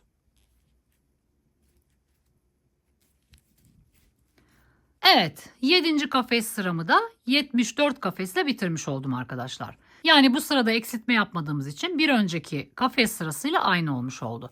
Şimdi bu sırada yine eksiltme yapacağız. Şu şekilde zincir çekiyoruz. Şimdi bu eksiltmeyi birleştirme noktasından çıktıktan sonra burada da yapabilirsiniz, döndüğünüzde de yapabilirsiniz arkadaşlar. Çok hafif kayma olacağı için ben burada değil, döndüğümde yapacağım buranın eksiltmesini. Bakın şu kısım eksiltme noktasına daha yakın olduğu için döndüğümde yapacağım. Siz de o şekilde bakarsınız ek yerinize.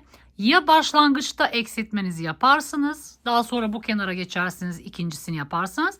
Veya ilk önce buradan yaparsınız, döndüğünüzde sıranın sonunda eksiltmenizi yaparsınız. İki türlü de olur. Şimdi ben burada eksiltmeyle başlamayacağım. Bir zincirimi çektim.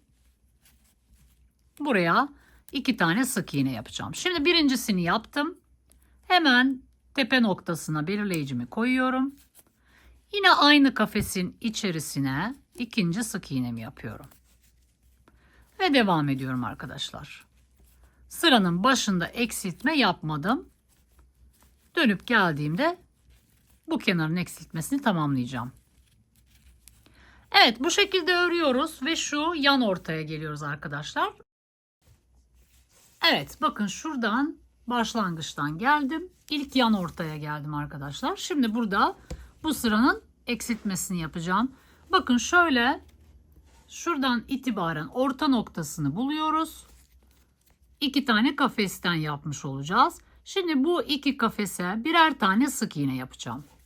İlk kafese bir tane sık iğne yapıyorum. İkincisini yapmıyorum.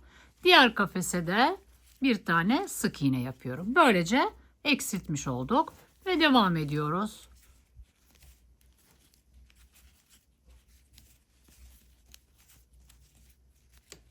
Yan ortayı geçiyorum. Burayı geçeceğim ve şu başlangıç noktasına geleceğim. Şu son 2 kafeste yine eksiltme yapacağız. Başlangıç noktasına doğru geliyorum. Bakın 1-2 tane kafesim var. Şimdi burada da bu 2 kafese birer tane sık iğne yaparak eksiltmemizi tamamlayacağız. Bakın buraya bir tane yaptım. Buraya da bir tane yapıyorum. Böylece buradan da 2 ilmek eksiltmiş oluyorum. Şimdi burada tekrar geçişi göstereceğim arkadaşlar. Bakın 2 tane tepe var. İlk tepeye belirleyicinin olduğu noktaya tığımı sokuyorum ve şu şekilde kaydırma yapıyorum. Şunu birazcık sıkalım arkadaşlar. Şu şekilde geçiş yapıyoruz. Şimdi bu geçişi yaptıktan sonra şu kaydırmamız birinci ilmeğin üzerine geçmiş oluyor arkadaşlar. Şimdi tersten sık iğnelere devam edeceğiz. Bakın bu bizim birinci ilmeğimiz. Dönüp geldiğimiz zaman son batacağımız nokta bakın burası.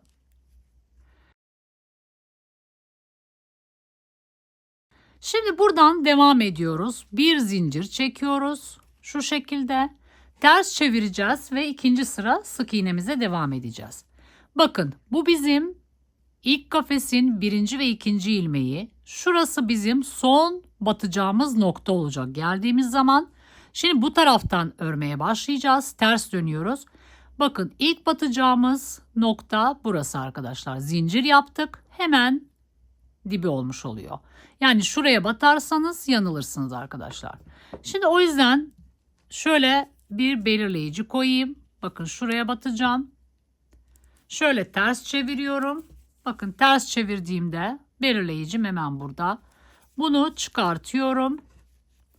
Zincir yapmıştım. Hemen dibine bakın bu şekilde batıyorum. Ve ilk sık iğnemi yapıyorum.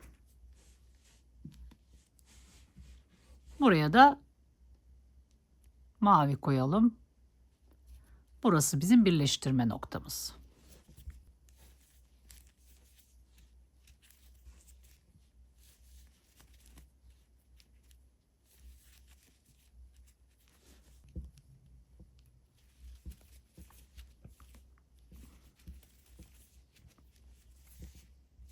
Evet, bu şekilde devam ediyoruz. İkinci sık iğne sıramızı tamamlıyoruz.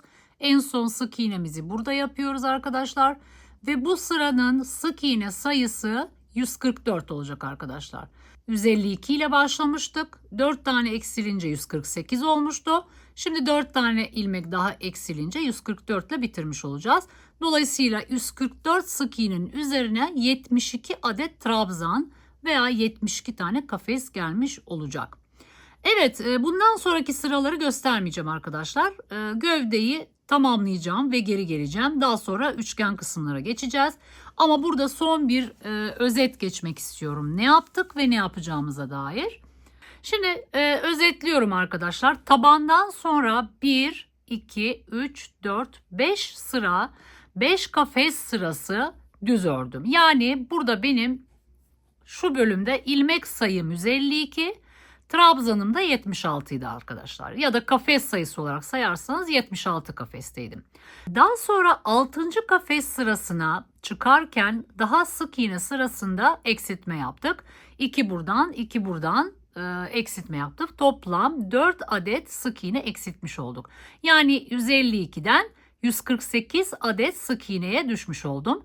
Dolayısıyla 148 sık iğne içinde 74 adet trabzan veya kafesle bu sırayı tamamlamış oldum. Daha sonra bir sıra düz ördüm. O sırada da kafes sayımı korudum. Yine 74 kafesle bitirdim. Şimdi bu yeni başladığımız sırada yine 4 ilmek toplamda azaltmış olduk. Burada da benim sık iğnem 144'e inmiş oldu. 8. kafes sıramı 72 adet kafesle veya trabzanla bitirmiş olacağım. Şimdi 8'i bitirdikten sonra daha 3 sıram kalıyor arkadaşlar. 11 sırada bitirmiş olacağımı söyledim. Yani 11 kafes sırasında bitireceğim. Yani planıma göre, ölçüme göre o şekilde ilerleyecek. Şimdi 8'in eksiltmesini yaptıktan sonra yine 9'u düz öreceğim. Orada da 72 kafeste bitireceğim. 10. sıraya geçtiğimizde sık iğne sırasında yine eksiltme yapacağım. Oradaki sık iğne sayım da 140'a düşmüş olacak arkadaşlar.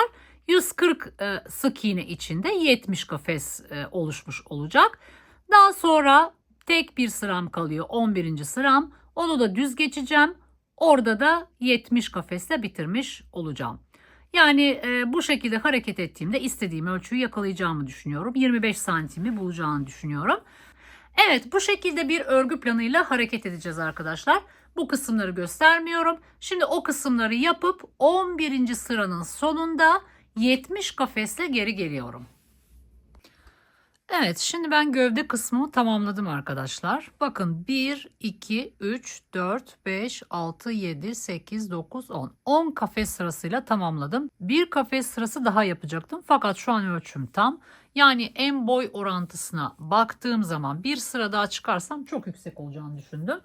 Zaten hatırlarsanız 25 santim hedeflediğimi söylemiştim. Şöyle ölçelim bakın. 10. kafes sırasını bitirdikten sonraki Şu tabana kadar olan ölçüm zaten 25 santim arkadaşlar. Bakın 25 santim. O yüzden bir sıra daha geçmedim. Bir de burada sık iğne, 2 sıra sık iğne geçtim 10. kafesten sonra. Buradan da zaten bir yükseklik geldi. Yani yeterli geldi bana arkadaşlar. Ama eğer sizin eniniz 40'tan daha fazla çıktıysa, örneğin 45 santim gibi bir ene çıktıysanız muhakkak o son bir sırayı geçin, tam olacaktır arkadaşlar. Benim 39-40 santim en olduğu için 25 santim yükseklik iyi geldi. Şimdi şu şekilde son sıradaki ölçümü de paylaşayım sizinle. Bakın şöyle ölçtüğüm zaman yaklaşık 35 santim ağız kısmı. Şimdi bundan sonra üçgen kısımlarına geçiyoruz. Yani şu taraflardan şu şekilde üçgenlerimiz olacak ve en son sapımızı dikeceğiz. Şimdi burada artık gövdeyi tamamlıyorum. Bakın şöyle ipimi koparttım. Bakın en son buraya 2 tane sık iğnemi yaptıktan sonra şu şekilde ipimizi çıkarıyoruz. Şimdi burası önemli. O yüzden bu bitişi göstermek istedim. Şimdi şunu söyleyeyim öncelikle. Birleştirme yapmadan önce şu tepeleri saydığım zaman bakın sıramı bitirdim. Sıranın sonuna geldim. Henüz birleştirmedim. Şu tepelerimi saydığım zaman 140 tane tepe saymanız lazım arkadaşlar. Şimdi ben eğer şuraya birleştirme yaparsam şu birleştirmeden kaynaklı bir ilmek fazlalığım olacak. Dolayısıyla ben ne yapacağım? Yani bunu bilenler biliyor zaten ama bilmeyenler için bunu göstermek istedim. Normalde buraya birleştirme yapacakken bunu atlıyoruz arkadaşlar. Çünkü bunun üzerine zaten bir ilmek binmiş olacak. Şuradan giriş yapacağım. Şimdi bakın şöyle ikinci ilmeğime sokuyorum. Buna artık ihtiyacımız yok.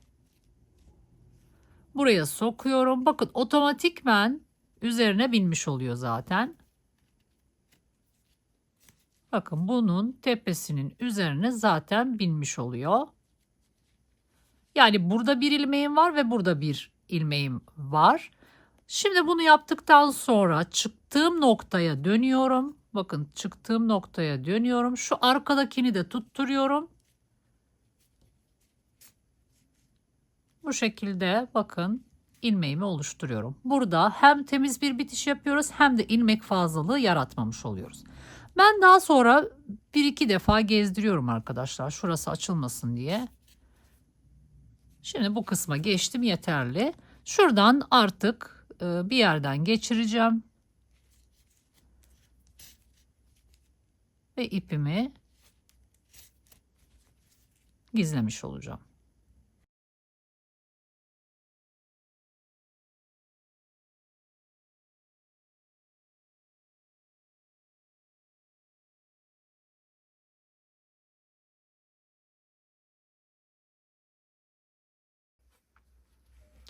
Evet arkadaşlar, birleştirmeyi gösterdim. Birleştirme çok önemli. Oradan bir ilmek fazlalığınız gelirse bütün düzeniniz bozulmuş olur. Şimdi birleştirmeyi yaptıktan sonra şu ilmeklerinizi, tepeleri saydığınız zaman bütün parçanın toplam sayısı 140 olması lazım arkadaşlar. Öncelikle onu söyleyeyim. Bunu gerekirse 2 defa sayın. Şimdi benim ilmeklerim toplam 140 adet. İlk önce yaptığım şey şu çanta bana düz bir şekilde bakacak şekilde şu yan ortaları bulmak. İlk önce bir tane yan ortaya belirleyici koydum. Bakın şu yan ortaya belirleyicimi koydum. Bakın şöyle baktım, tam ortaya gelecek şekilde belirleyicimi koydum. Peki bu belirleyiciyi nasıl koydum? Buradan itibaren sayarak koydum. Şimdi buraya belirleyicimi koyduktan sonra bunu saymıyoruz arkadaşlar. Bunu saymadan 1, 2, 3, 4, 5, 6, 7, 8, 9, 10, 11, 12, 13, 14, 15, 16, 17, 18, 19, 20, 21, 22, 23, 24, 25, 26, 27, 28, 29, 30, 31, 32, 33, 34, 35, 36, 37, 38, 39, 40, 41, 42, 43, 44, 45, 46, 47, 48, 49, 50, 51, 52, 53, 54, 55, 56, 57, 57, 58, 59, 60, 61, 62, 63, 64, 65, 66, 67, 68 ve burada da 69. Yani şu belirleyiciyi katmadım arkadaşlar. Şu belirleyiciden şu belirleyiciye benim 69 tane ilmeğim var. Şimdi buraya bir tane koyduk. Bakın buraya bir tane koyduk. Buradan itibaren şu tarafı da saydığım zaman 69. Yani şu belirleyicileri içine almadan, bakın şu belirleyicileri içine almadan bu tarafta 69, bu tarafta da 69 ilmek olarak paylaştırıyorsunuz. Öncelikle bu çok önemli. Bakın 69 artı 69 138 ediyor. 2 de burada var, 140 ediyor. Peki bunları nasıl yerleştirdim? Şimdi buradan itibaren bakın yine belirleyiciyi içine almıyorsunuz. Kesinlikle bu koyduğunuz belirleyicileri sayılarda saymıyoruz arkadaşlar. Şimdi buradan itibaren 1, 2, 3, 4, 5, 6, 7, 8, 9, 10, 11, 12, 13, 14, 15, 16, 17, 18, 19, 20, 21, 22, 23, 24.'ye koyuyorum. En son şunun trabzanı burada bitmiş olacak. Buradan da 24 sayıyorum. 24.'ye koyuyorum. 24, 24 daha 48. Bir tane de burada var 49. Yani bir tane tarafın üçgenini oluşturmak için benim tek sayıya ihtiyacım var arkadaşlar. Çünkü 2'nin katı artı 1 şeklinde burada trabzanlarımı oluşturabilirim. Yani bunları hesap ederek ben bu şekilde yaptım. Dolayısıyla sayımız şimdi burada toplam 49. 49 tane ilmeği ben kullanacağım yani bu sapı yaparken. Şimdi buradan da aynı şekilde öyle yaptım. Bakın bunu saymıyoruz. 1, 2, 3, 4, 5, 6, 7, 8, 9, 10, 11, 12, 13, 14, 15, 16, 17, 18, 19, 20, 21, 22, 23, 24. 24 de bu oluşturacağımız sapın içinde olmuş olacak. Buradan itibaren de saydım 24. 24, 24 daha 48. Burada da bir ilmeğim var 49. 2'nin katı artı 1 şeklinde trabzanlarımı buraya yerleştirebileceğim ben arkadaşlar. Daha sonra bunları saydıktan sonra bakalım burası ve burası eşit kalmış mı? Şunları saymıyoruz. Artık bu belirleyicileri kapsamayan şu ara boşluğumuzdaki ilmekleri sayıyoruz. 1, 2, 3, 4, 5, 6, 7, 8, 9, 10, 11, 12, 13, 14, 15, 16, 17, 18, 19, 20, 21 burada var. Şimdi burayı da sayalım. 1, 2, 3, 4, 5, 6, 7, 8, 9, 10, 11, 12, 13, 14, 15, 16, 17, 18, 19, 20, 21. Yani belirleyicileri içine almadan şu ara boşluk, omuzun altına düşen kısım 21 ilmek buradan, 21 ilmek buradan ayırmış oluyoruz. Buradan 24, buradan 24, burada 1, burası 49. Buradan 24, buradan 24, 1, burası da 49 ilmek olmuş oluyor. Bu şekilde paylaştırmış oluyoruz. Yani bunun güç tarafı neden? Çünkü burada sık iğneler var. Kaçırırsanız gerçekten yamuk yumuk olabilir.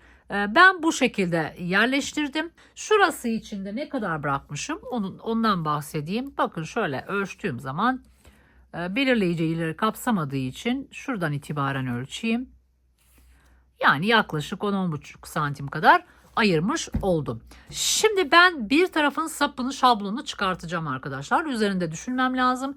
Çünkü burada çok fazla kafes olduğu için böyle kocaman bir üçgen istemiyoruz. Onun hesabını yapıp uygulayıp geri geleceğim.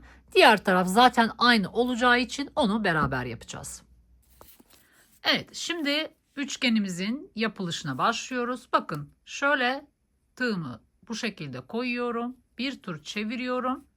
Daha sonra şuradan şu şekilde alıyorum ve şuradan tutuyorum.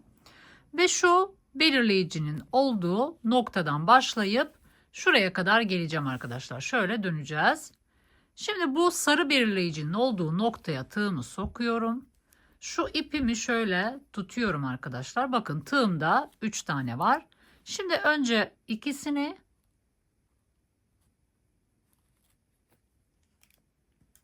daha sonra ikisini çekiyorum.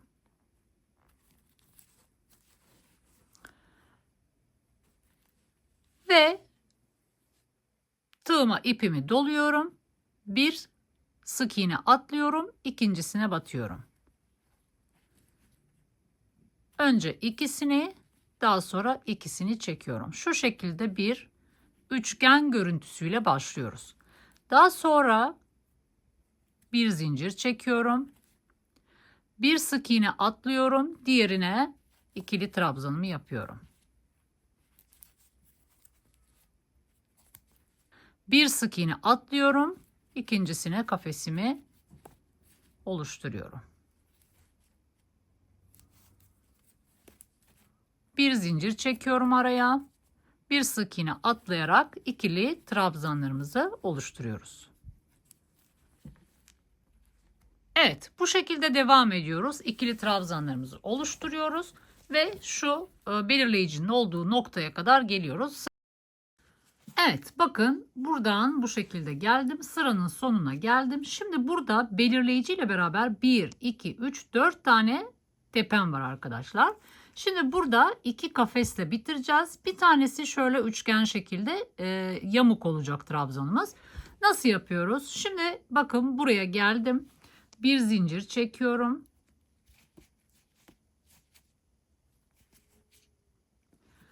Daha sonra bir tane sık iğne atlayıp ikincisine sokuyorum. Şu şekilde bakın tığımda 3 tane var. Şimdi önce ikisini çekiyorum. Bu ikisini bekletiyorum. Şimdi bakın 2 tane sık iğnem kaldı. Birini atlayacağım. Şu belirleyicinin olduğu noktaya bağlantımı yapacağım. Tabii ondan önce bir kez daha tığıma ipimi doluyorum. Birinci sık iğneyi atlayıp belirleyicinin olduğu noktaya tığımı sokup ilmek alıyorum. Bakın 4 tane var. Önce ikisini, daha sonra üçünü çekiyorum. Ve şimdi kafeslerimizi sayalım. Bakın şu küçük kafesimizi de içine alıyoruz. 1, 2, 3, 4, 5, 6, 7, 8, 9, 10, 11, 12, 13, 14, 15, 16, 17, 18, 19, 20, 21, 22, 23 ve 24. Buradaki küçük kafesimizi de sayıyoruz. Yani bu sırada ilk sırada üçgenimizin ilk sırasında 24 kafeste bitirmiş oluyoruz arkadaşlar. Şimdi sık iğne sırasına geçiyoruz. Sık iğne sırasına geçerken şuraya bir tane belirleyici takıyoruz arkadaşlar. Ve şu ipimizi uzatıyoruz. Bakın şu şekilde ipimizi uzatıyoruz. Ve bakın şu üçgenle bağlantı yaptığım şu tepeye tığımı sokuyorum.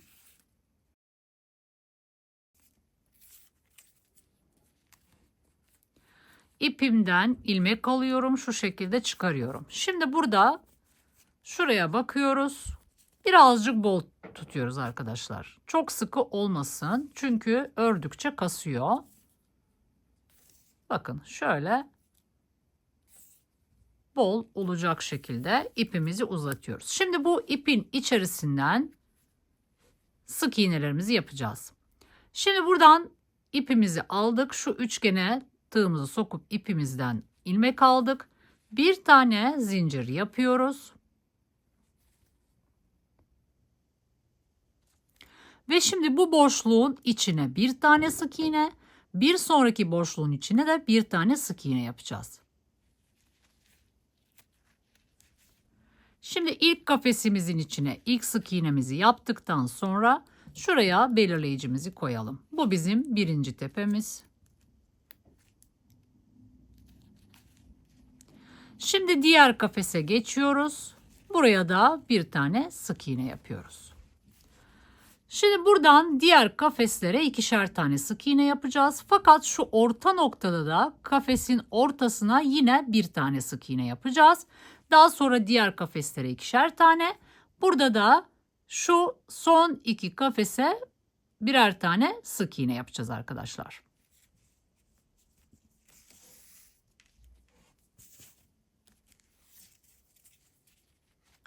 Şimdi burada bir tane sık iğne yaptık. Diğerine bir tane sık iğne yaptık. 2 tane sık iğne ile devam ediyoruz. İpimizi de içine alıyoruz.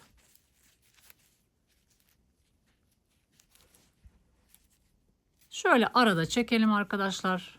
İpi içine topluyor, kasıyor. Kısalmasın ipimiz.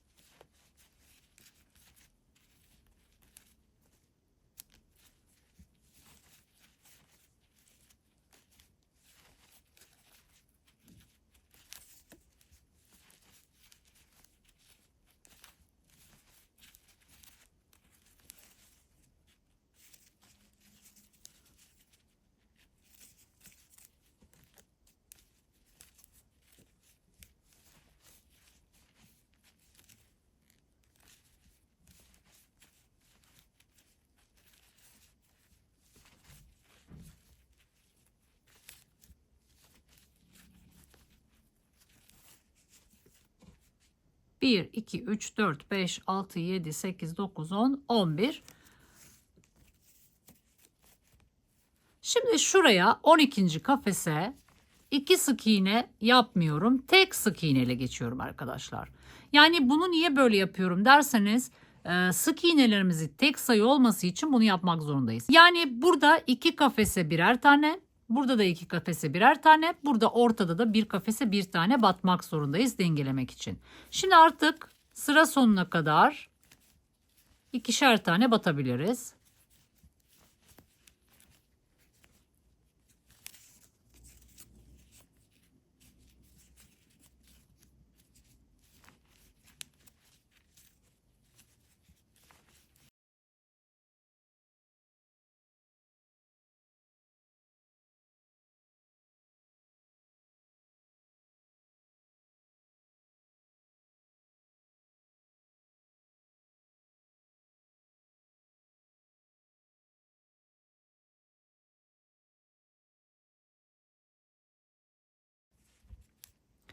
Şimdi bakın sıranın sonuna geliyoruz. 2 tane kafesim var. Şimdi bu 2 kafesten birincisine bakın bir tane sık iğne yapıyorum. İkincisini yapmıyorum. Şimdi buraya da bir tane sık iğne yapacağım. Fakat şuradaki belirleyicinin içine de sokarak birlikte hepsini toplayacağım arkadaşlar. Şimdi şöyle yapıyoruz. Bakın buraya batıyorum. İpimden ilmek alıyorum. Şu şekilde bekletiyorum. Şimdi buraya tığımı sokacağım. Bakın şuraya da tığımı sokuyorum. Ne oldu? Tığımda 3 tane var. Şimdi bu ipimden alacağım ve üçünü çekeceğim. Böylece bu sırada toplam 39 tane tepe saymanız lazım arkadaşlar. Şuradan itibaren sayarak bakın şuradan 1, 2, 3 diye sayacaksınız. Bu son ilmekle beraber 39 tane tepemiz var.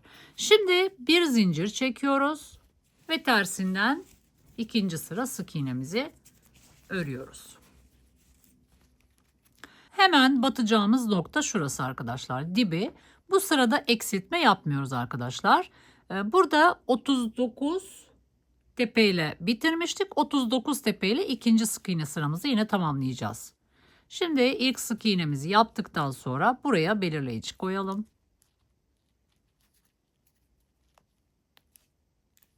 Ve devam edelim. Her bir sık iğnenin tepe boşluğuna batarak sık iğnelerimizi yapıyoruz.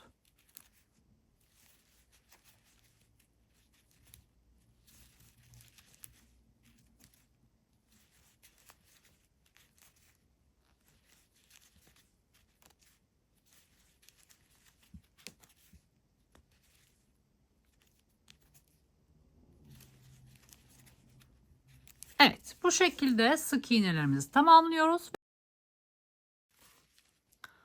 Evet, bakın sıranın sonuna geldim. Belirleyicinin olduğu noktaya son sık iğnemi yapacağım. Ve sıramı tamamlayacağım arkadaşlar. Şimdi buradan saydığınız zaman şu belirleyici ile beraber yine 39 tane sık iğnemiz var. Şimdi buradan kafes sırasına geçiş yapıyoruz. 1, 2 zincirle dönüyoruz arkadaşlar. Şimdi 2 zincirle döndükten sonra bakın bu birinci sık iğnenin boşluğu. Şunu atlıyoruz. Bakın şuraya batıyoruz arkadaşlar. Yani buradan sayacak olursak zincirden sonra 1, 2, 3. Üçüncü tepe boşluğu oluyor arkadaşlar. Bakın bu dibi şu zincire ait oluyor. Bir boşluk bırakıyoruz. Şuraya batıyoruz. Önce ipimizi doluyoruz. Buraya batıyoruz. Yani bir sık iğne atlayarak batıyoruz. Ve 2 defa da şu şekilde çekiyoruz. Şimdi hemen şuraya yine belirleyici koyalım. Ve kafeslerimize devam ediyoruz. Bir sık iğne atlayıp ikili trabzanımızı oluşturuyoruz.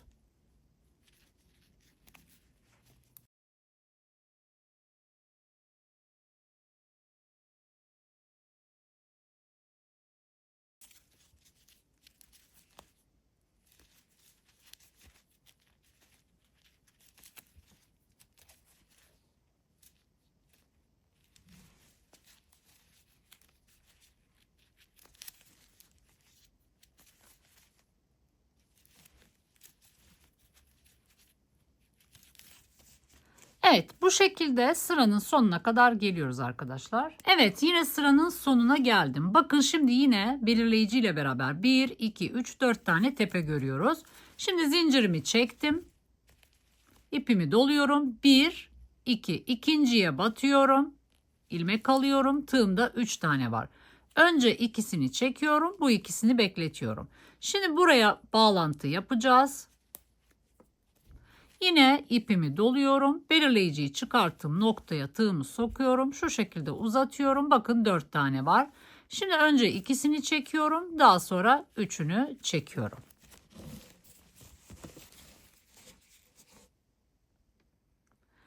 Şimdi burada sayalım. Şu üçgenin içindeki boşluğu da kafesten sayıyoruz arkadaşlar. 1, 2, 3, 4, 5, 6, 7, 8, 9, 10, 11, 12, 13, 14, 15, 16, 17, 18, 19. 19 kafese düşmüş olduk. Burada 24 tane kafesimiz vardı. Toplam 5 kafes eksiltmiş olduk. Şimdi yine sık iğne sırasına başlıyoruz. Burada ne yapıyorduk? İpimizi uzatıyorduk. Tersten örmememiz gerektiği için ipi uzatarak yapıyoruz arkadaşlar. Şimdi şu şekilde ipimi uzatıyorum. Bakın belirleyici koyduğumuz noktaya tığımı sokuyorum. Bunu çıkartıyorum artık.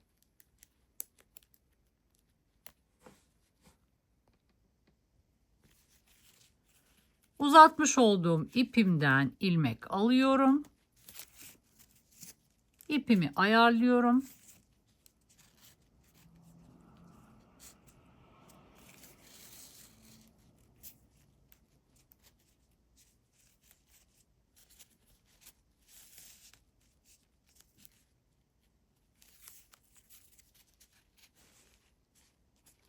Şimdi bir tane zincir çekiyorum ve hemen şuradaki boşluğa geçiyorum arkadaşlar. Şimdi burada yine buraya buraya bir yapacağız. Yani burada da yine eksiltme yapacağız arkadaşlar. Yani bir 5 kafeste buradan eksilmiş olacak. Evet. Şimdi burada ilk sık iğnemizi yapıyoruz. Ve buraya belirleyicimizi takıyoruz.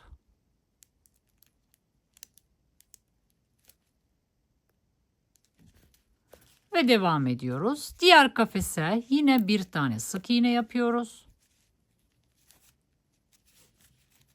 Ve şimdi artık diğer kafeslere ikişer tane yapıyoruz.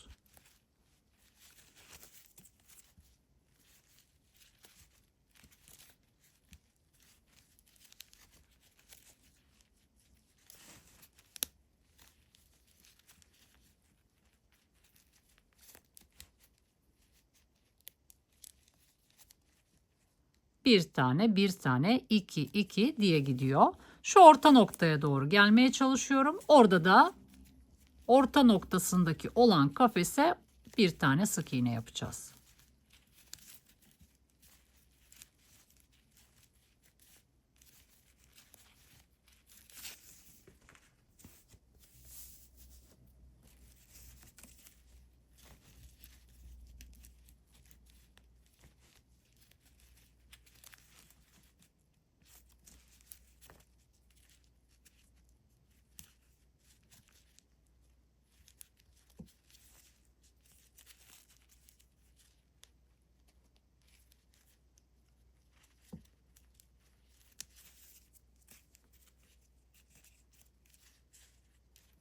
Şimdi sayalım. 1, 2, 3, 4, 5, 6, 7, 8 olmuş. 19 kafesti. Bir tane daha yapayım.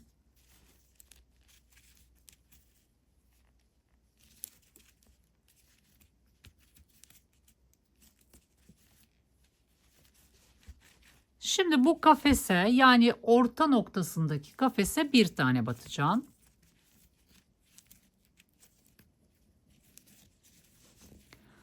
Şimdi devam ediyoruz. Artık burada ikişer tane batacağım.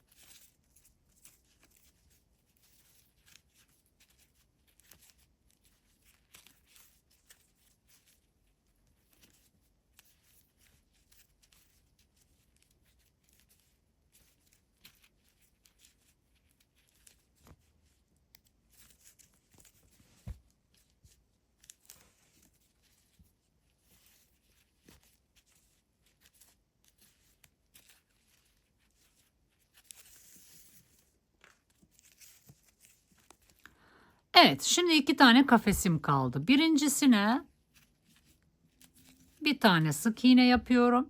Şimdi buna ne yapıyorduk? Şununla birlikte yapacaktık arkadaşlar. Önce son kafese tığımı sokup şu şekilde ilmek alıyorum. Buradaki belirleyicimi çıkartıyorum. Tığımı sokuyorum. Bakın şu şekilde 3 tane ilmeğim var. Şimdi buradan ilmek alıp üçünden geçiriyorum. Şimdi buradaki ilmeklerimizi sayalım. 1, 2, 3, 4, 5, 6, 7, 8, 9, 10, 11, 12, 13, 14, 15, 16, 17, 18, 19, 20, 21, 22, 23, 24, 25, 26, 27, 28, 29. 29 tane ilmeğimiz var.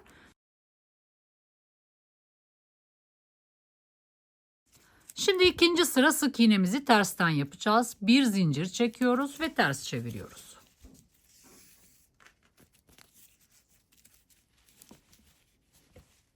Evet, şimdi batacağımız noktayı gösteriyorum. Bakın hemen dibiyle başlıyoruz arkadaşlar. Burada da herhangi bir eksiltme yapmıyoruz. Bu birinci ilmeğimiz. Yani bu sırayı da 29 sık iğne ile tamamlamış olacağız. Bu birincisi. 2 3 4 5 6 7.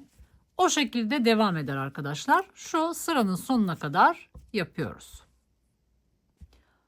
Evet, sıranın sonuna geldim. Bakın son bir tane batmam gereken nokta var. Belirleyiciyi çıkartıyorum ve 29. sık iğnemi yapıyorum.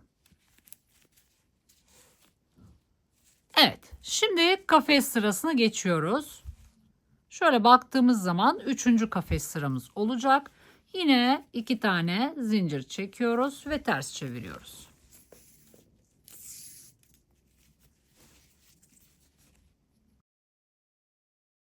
Şurası bu zincire ait. Bir tane atlıyoruz ve şuradakine, bakın şuradakine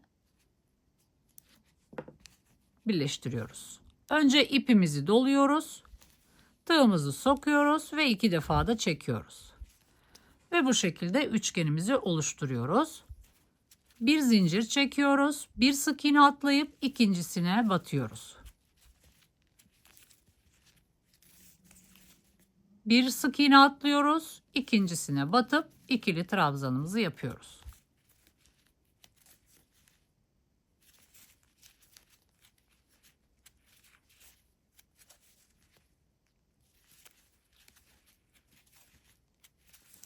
Evet, bu şekilde ikili trabzanlarımızı yapıp sıra sonuna geliyoruz. Evet, sıra sonuna doğru geliyoruz. 1, 2, 3, 4 tane tepe görüyoruz. Önce bir zincir çekiyoruz. İpimizi doluyoruz. Birinci sık iğneyi atlayıp ikincisine batıp ilmek alıyoruz. Tığımda 3 tane var. Önce ikisini çekiyoruz. Şimdi bakın burada 2 tane tepe görüyorsunuz. Belirleyicinin olduğu noktaya birleştirmemizi yapacağız. Önce ipimizi doluyoruz. Bakın bir sık iğne atlayıp ikinci sık iğnenin tepesine, yani belirleyiciyi çıkarttığımız noktaya batıyoruz. Bakın bu şekilde 4 tane ilmeğim var. Önce ikisini, daha sonra üçünü çekiyoruz. Böylece 1, 2, 3. Üçüncü kafes sıramızı bitirmiş oluyoruz arkadaşlar. Şöyle bakalım. Bu arada şuraya üçgeni yaptıktan sonra şuraya belirleyici koymayı unutmayın arkadaşlar. Şimdi bakın 1, 2, 3, 4, 5, 6, 7, 8, 9, 10, 11, 12, 13, 14 kafese düşmüş oldum. İlk sırada 24'tü. 5 eksildi. Burada 19 kafese inmiştik. Şimdi buradan 5 daha eksildi. 14 kafese inmiş olduk. Evet, şimdi devam ediyoruz. Burada ne yapıyorduk? Yine belirleyici takıyorduk. Şöyle takalım. Burada isterseniz 2 tane belirleyici de koyabilirsiniz arkadaşlar. Şöyle de yapabilirsiniz. Biraz küçülüyor çünkü buradaki ilmeğimiz. Öyle bir pratik çözüm de yapabilirsiniz. Şimdi şöyle uzatıyoruz ipimizi. Birazcık bol tutuyoruz. Bakın şuraya belirleyici koyduğumuz tepeye tığımızı sokuyoruz. İlmek alıyoruz.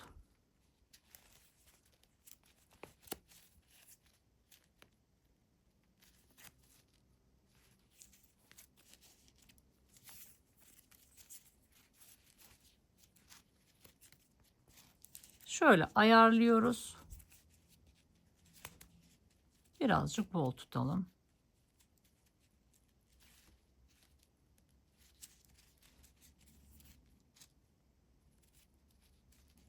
Aşırı bol da olmasın arkadaşlar.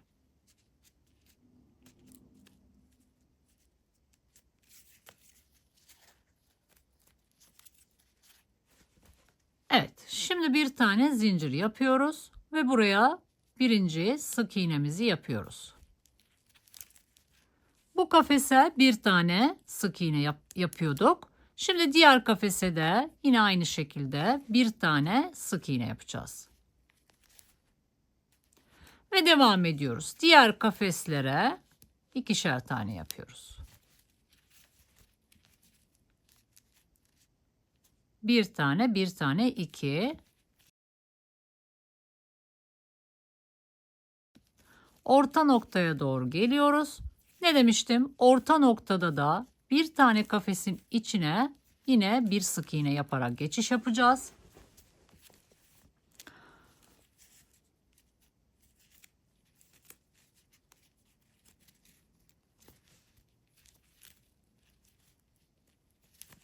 Şimdi burada 14 tane vardı. 1, 2, 3, 4, 5, 6, 7. Buraya da çift yapalım.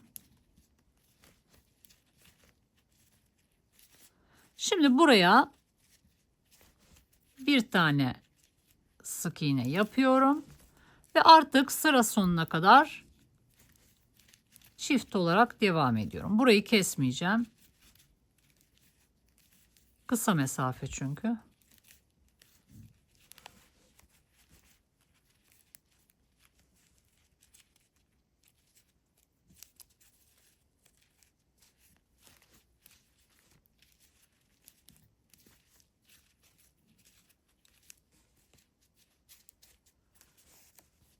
Evet, şimdi iki tane kafesim kaldı. Birincisine bir tane sık iğne yapıyorum. Şimdi bu ikincisine de aynı şekilde bir sık iğne yapacağız. Fakat şuradaki noktayla birleştireceğiz. Şu şekilde tığımı sokup ilmeğimi alıyorum. Şimdi bunları çıkartıyoruz arkadaşlar. Ve şu çıkarttığımız noktaya şu şekilde tığımızı sokuyoruz. Bakın 3 tane var. Şimdi hepsini bir şu şekilde çekiyoruz.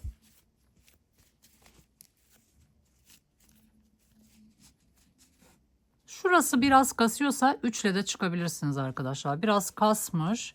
Ütüyle düzeltirim ama ya da bol çekin burayı arkadaşlar. Şimdi bir zincirle çıkıyoruz ve ters çeviriyoruz.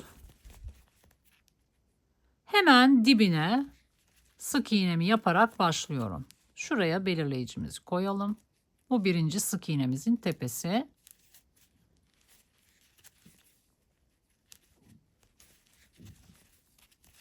Bu ikinci sık iğnede de sayımızı koruyoruz arkadaşlar.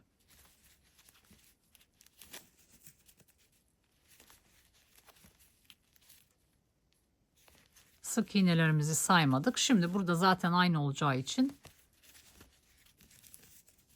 sayarız beraber.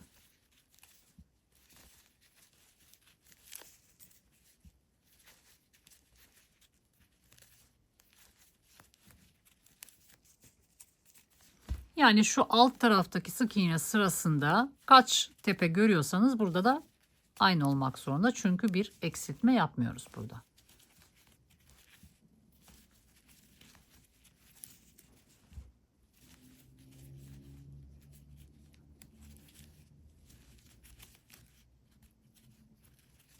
Bakın son tepeye batıyorum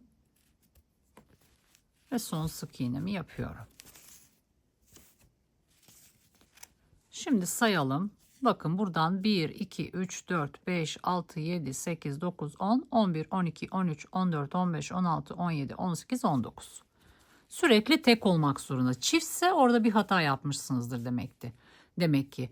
Şimdi burada da 19'du, burada da 19. Şimdi burada 3 ile çıkış yapacağım arkadaşlar. Birazcık rahatlatmak için. Yani burada biraz kasma yaptı çünkü. 1, 2, 3.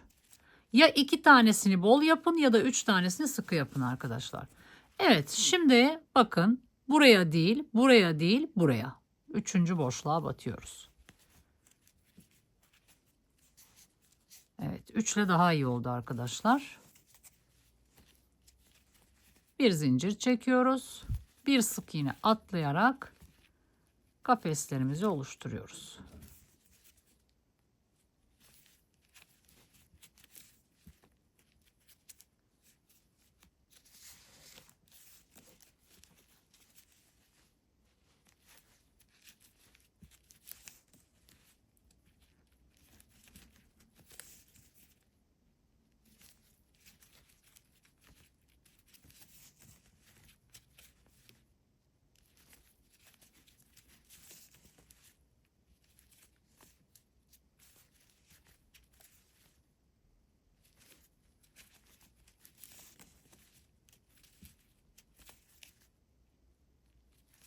Şimdi burada bakın 1, 2, 3, 4 tane tepe görüyoruz. Zincirimizi çektik, ipimizi doladık. Bir sık iğne atlayarak ikincisine batıp şu şekilde alıyoruz. 3 tane var.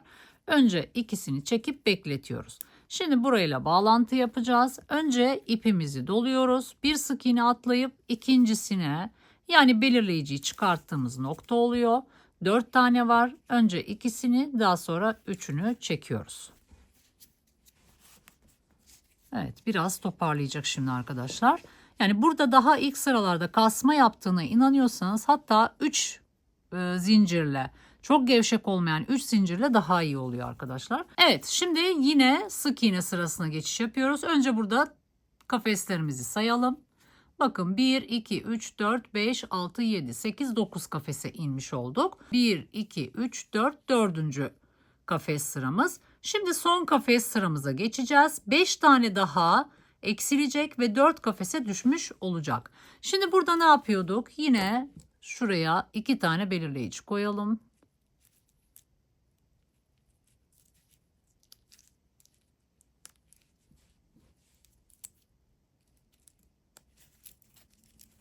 Şöyle ipimizi uzatıyoruz.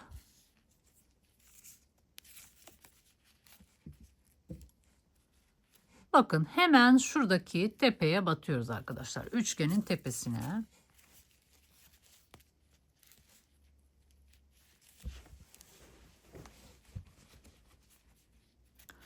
Şimdi burada ipimizi ayarlayalım.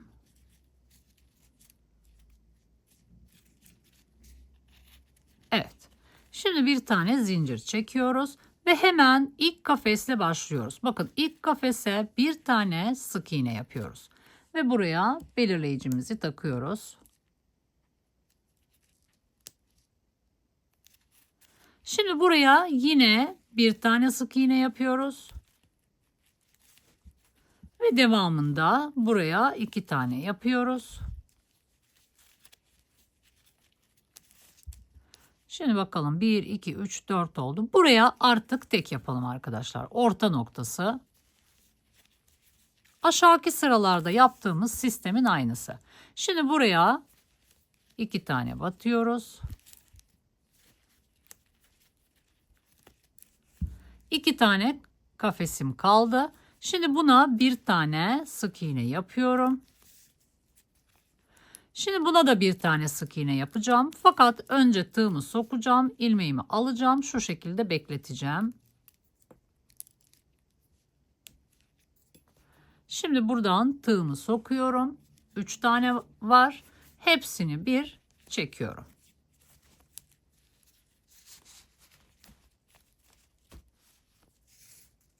Şimdi bir tane zincir yapıyorum ve ters çeviriyorum. Hemen dibiyle başlıyorduk. Bakın ilk sık iğnemi yapıyorum ve buraya belirleyicimi koyuyorum.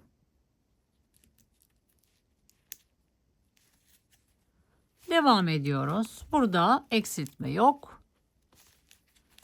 Sık iğnelerimizin tepesine batarak bir önceki sık iğnenin tepe sayısı kaçsa o kadar sayıyla bitirmiş oluyoruz. Şimdi sayacağız.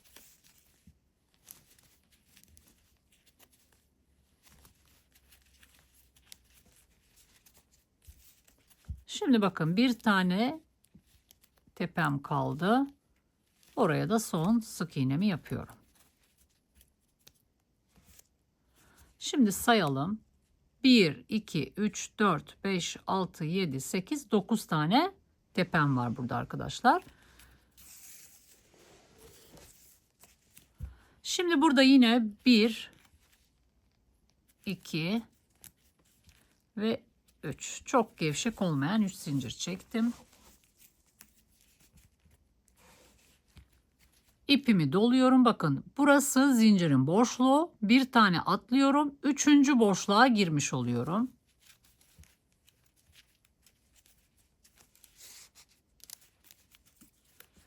Bir zincir çekiyorum. İpimi doluyorum. Bir sık iğne atlayıp ikincisine giriyorum.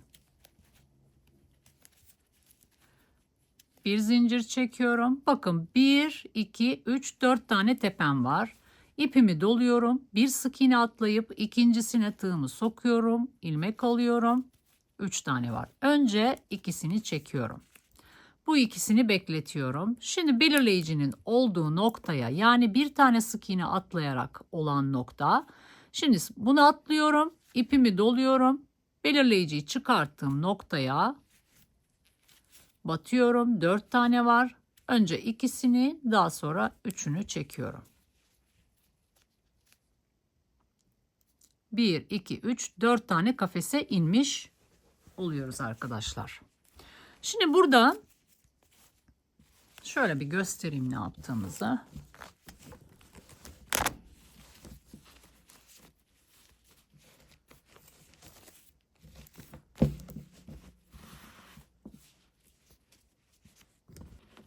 Bakın bu üçgenimizin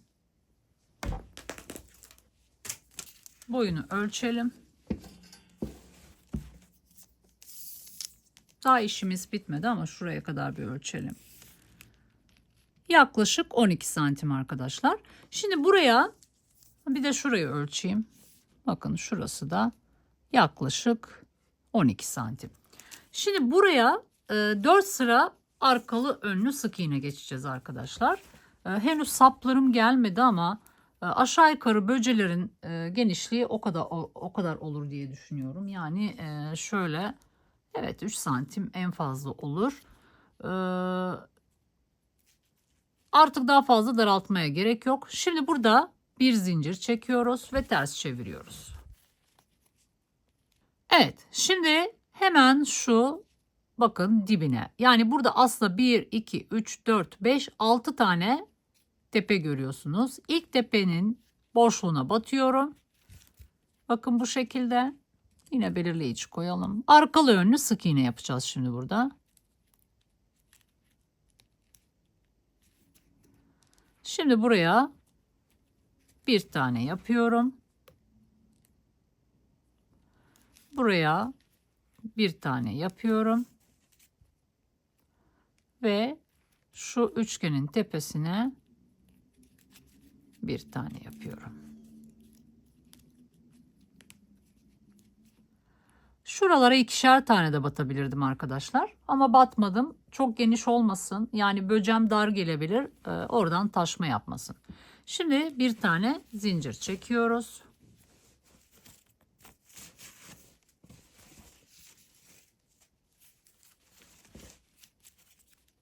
Ve hemen dibine batıyoruz.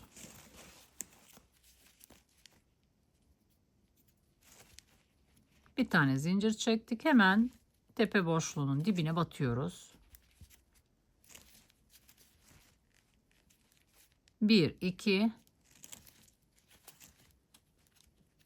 3, burası da 4.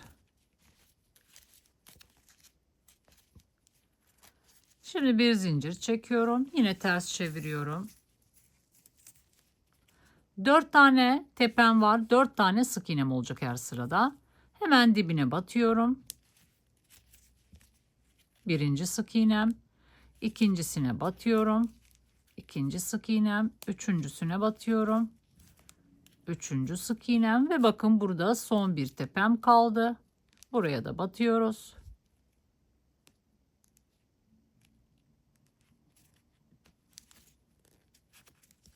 Bu da dördüncü sık iğne.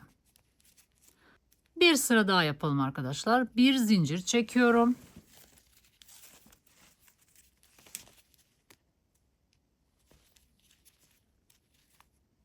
Ve bu sırayı da tamamlıyorum arkadaşlar.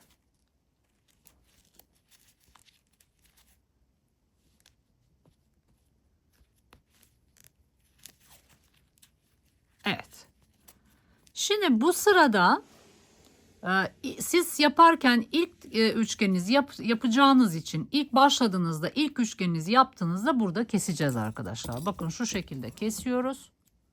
Önce bir kilit yapın ve keseceğiz. Evet, böylece 2 tane üçgenimizi tamamladık. Şimdi şu kenarına sık iğne geçeceğiz arkadaşlar. Şimdi ikinci üçgeni yaptıktan sonra ipimizi kopartmıyoruz. Şuradan itibaren başlayacağız. Şöyle geleceğiz. Daha sonra şuradan, yani tam tur tamamlamış olacağız arkadaşlar. Şimdi en son burada kalmıştık. 4 sıra sık iğne yapmıştık. Şimdi şurada böceğin geleceği kısma kaydırma yapacağım ve şuradan itibaren sık iğnelerime başlayacağım. Burada kalınlık yapsın istemiyorum. Böceden taşsın istemiyorum. O yüzden öyle yapacağım. Şöyle hafif uzatıyorum. Gelen boşluğa şu şekilde tığımı sokuyorum ve kaydırıyorum. Bakın şöyle şuraya kaydırmayla bu bölümü geçeceğim. Zaten burası böceğin altında kalmış olacak.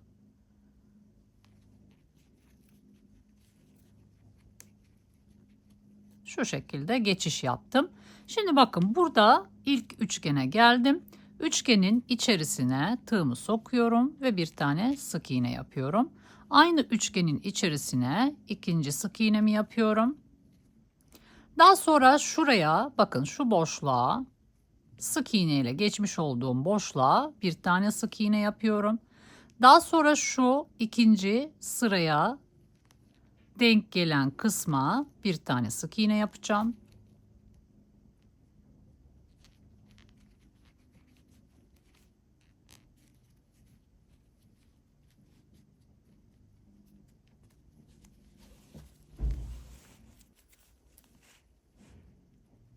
Daha sonra bakın şurada üçgenin tepesine bir sık iğne yapacağım. Direkt buraya yaparsam uzak kalacak. O yüzden şu araya da yapmış oluyoruz. Şimdi üçgenin içerisine bir tane sık iğne yapacağım.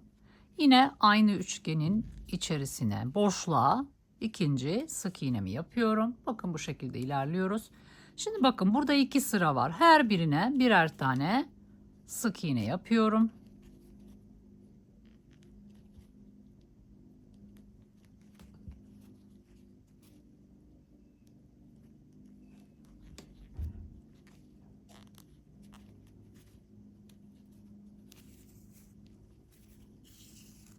Şimdi burada bir ipim var. Birazcık onu gezdireceğim.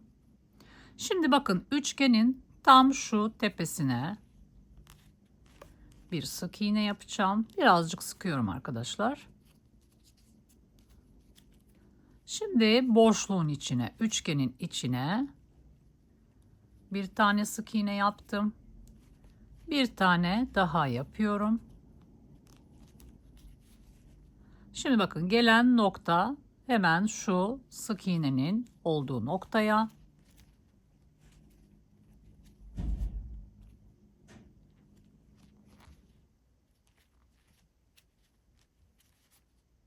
Şimdi geldik üçgenin tepe noktasına. Buraya yapıyorum. Şöyle bakalım.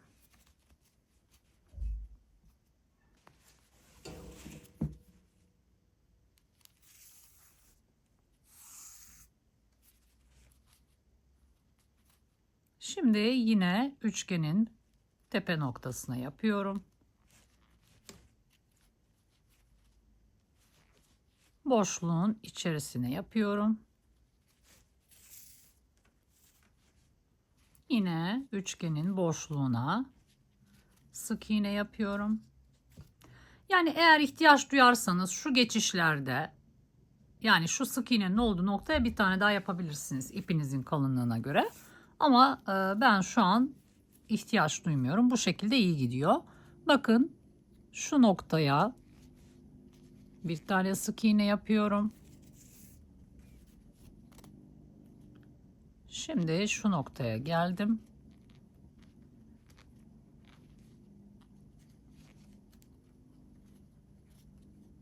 Üçgenin tepe boşluğuna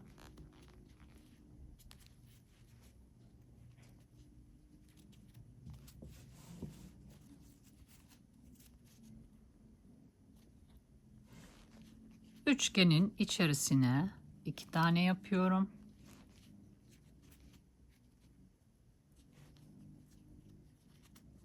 Şimdi bakın şu noktaya bir tane yapacağım.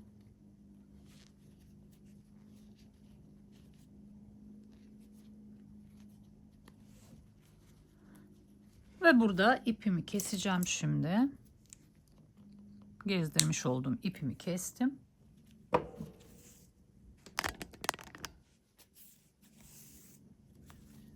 Şimdi şuradan itibaren bakın şu düz kısma kaydırma yapacağım.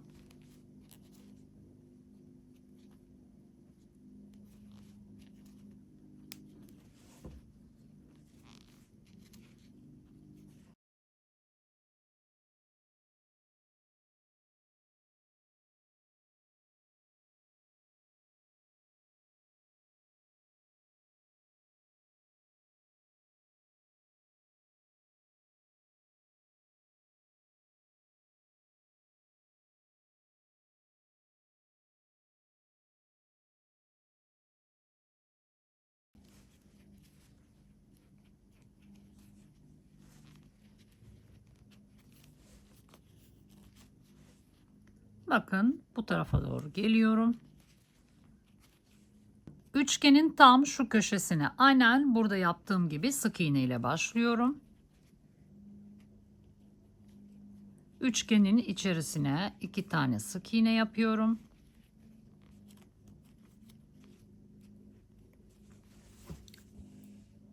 Şimdi şu üçgenin tepe boşluğuna bir tane yapacağım. İpimi de içine alacağım. Şimdi şu sık iğnenin içine yapıyorum.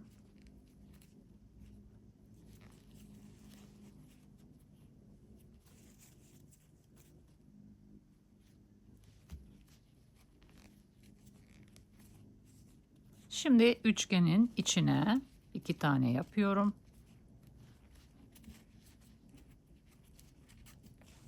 Şöyle bakalım.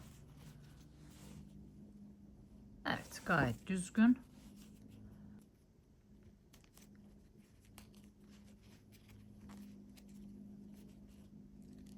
Bakın buraya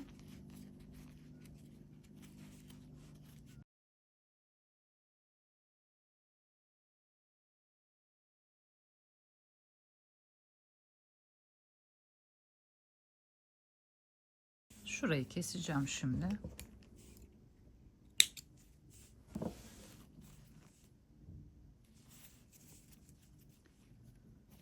Ve devam ediyoruz. Araya 2 tane yapıyorum.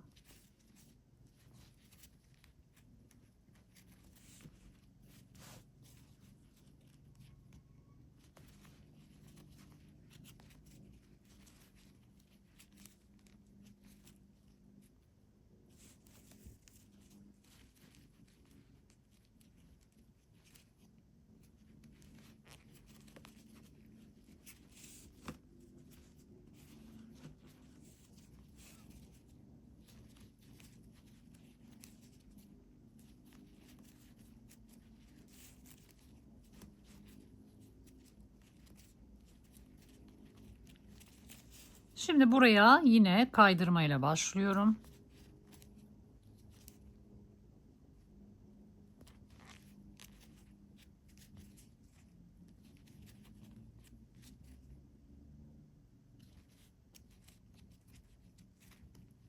Buraya bir zincir yapıyorum. Şu noktaya sık iğne yapacağım.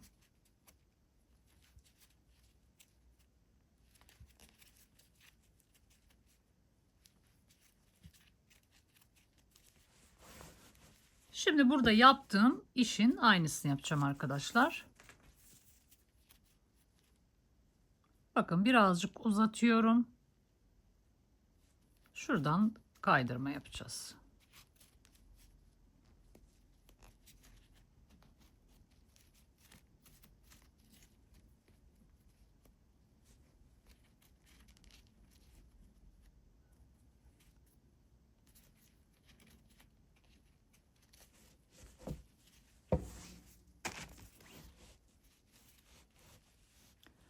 Ve yine aynı şekilde üçgenin içerisine 2 tane.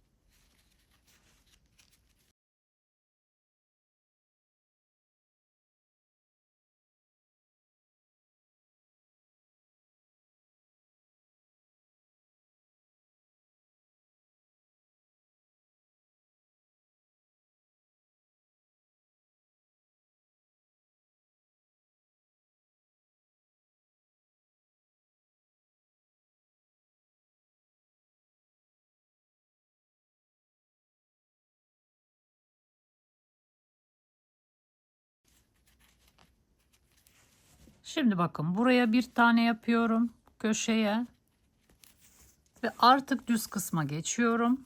Burada kaydırmayla devam ediyorum.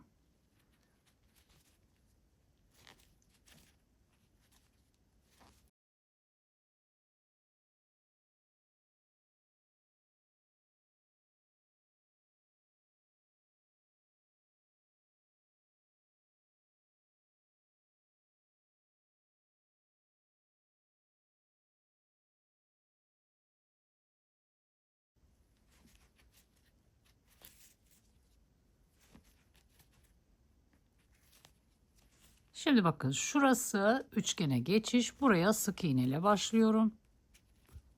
İçine 2 tane yapıyorum. Şimdi burada yine bir ipim var. Onu gezdireceğim. Bakın şuraya bir tane yapıyorum. Şuraya yapıyorum. Şimdi şu noktaya yapacağım.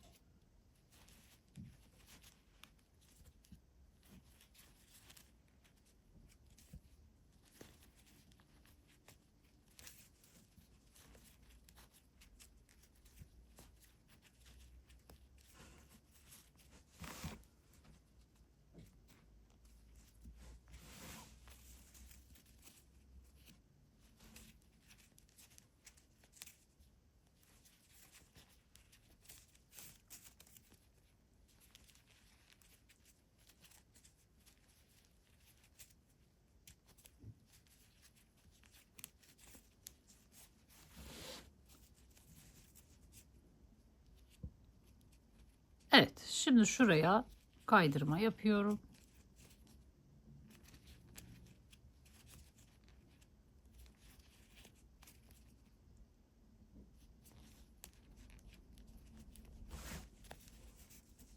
Bir zincir yapıyorum ve buraya yine sık iğne ile devam ediyorum.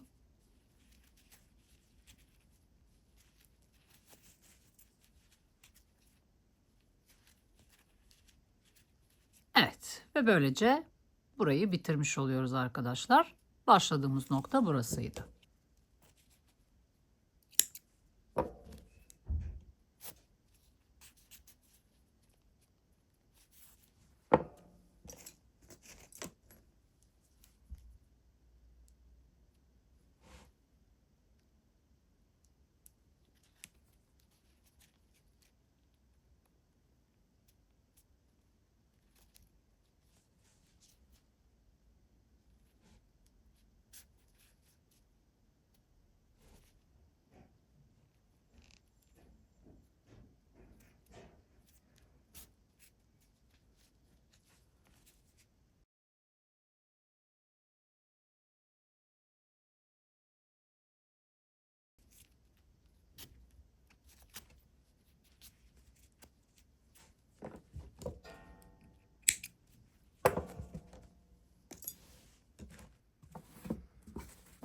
Evet, böylece kenar tığlamasını da bitirmiş oluyoruz. Şimdi ben bir ütü yapacağım. Hiç ütü yapmadım arkadaşlar. Şu gövdeyi birazcık ütüleyeceğim. Şuraları ütüleyeceğim ve geri geleceğim. Artık bundan sonra sapımızı monte edeceğiz ve artık çantamızı tamamlayacağız arkadaşlar. Deri sapım da geldi, yetişti. Bakın bu şekilde özel bir sap siparişi verdim. Model orijinale gerçekten çok yakın. Renk olarak aynı rengi seçmeye çalıştım. Ve şurada 2 tane tokası var. Aynen orijinalde olduğu gibi. Çantamıza şuradaki böceler sayesinde monte edeceğiz. Eğer siz de aynı sapı kullanmak isterseniz temin edeceğiniz sayfayı açıklamalar kısmına linkini bırakacağım. İğne iplik hobi evinden temin edebilirsiniz. Ama eğer deri sap kullanmak istemezseniz örgüden de bu şekilde bir sap yapabilirsiniz arkadaşlar. Çok zor olmaz. Arkalı önlü sık iğne yaparak biraz daha geniş tutarak şu kısmı bu şekilde bir sap yapabilirsiniz. Yaklaşık 30 ve 40 arasında bir uzunluk yeterli olacaktır. Biraz böyle omuz altında kalan bir model. Şimdi ben sapımın bir tanesini monte edeceğim. Tam olarak yerini ayarlayacağım. Daha sonra geri geleceğim. Diğer tarafını beraber dikeceğiz. Evet, ben şimdi bir tarafın sapını bu şekilde diktim arkadaşlar. Siz dilediğiniz şekilde dikebilirsiniz. Bazen çapraz dikenler oluyor. Yani ben çok çapraz dikişleri sevmiyorum. Yani mümkün mertebe gözükmeyecek şekilde yaptım. Yani şu şekilde de dikebilirsiniz. Ama gerek yok. Yani şöyle uzunlamasına diktim. Bakın iç taraftan da bu şekilde makine dikişi gibi olacak şekilde diktim. Şimdi bu tarafı beraber dikelim. Şöyle hızlıca nasıl yaptığımdan bahsedeyim. Şimdi burada normalde bakın 1, 2, 3, 4, 1, 2, 3, 4, 4'er tane delik var. Şimdi yerleştirirken şu şekilde şurası aynı hizada olacak şekilde yerleştiriyoruz. Şöyle yakınlaştırayım biraz. Bakın şu şekilde dikeceğiz. Sadece 3 delikten dikeceğim arkadaşlar. Bakın şu şekilde sadece 3 deliği şu bırakmış olduğumuz parçaya monte edeceğim. Bu 4. delikten de gireceğim. Sadece sıkışsın diye şu şekilde sıkıştırmak amacıyla aslında şu şekilde yapmayacağım. Yani sadece şuradan şu şekilde dikeceğim. Bakın bunu da aynı şekilde yaptım. Sadece şu 3 deliği buraya diktim. Burayı da sıkıştırdım. Şimdi öncelikle şöyle yapalım. Tam şuraya gelecek sapım. Şuraya biraz kenardan başlayacağım. Delik çünkü kenar tarafında. Şuraya sabitleyeceğim öncelikle. Bu arada bu sapı yollarken şöyle mumlu ip gönderiyorlar arkadaşlar. Yani aynı tonda bakın ince mumlu ip. Ben 2 kat yaptım. Böyle bir düğüm attım buraya. Çok ince olduğu için 2 kat yaptım. Şimdi öncelikle şuraya bir sabitleyelim. Şöyle. Burası zaten içte kalacak. Şimdi burayı çıkartmadım ben. Aslında belki çıkartılabilir ama bu şekilde dikeceğim. Bakın şuraya denk gelecek şekilde. Bakın 1, 2, 3. Üçüncü deliği kapatacak şekilde burayı bu şekilde ayarlıyoruz. Bunu da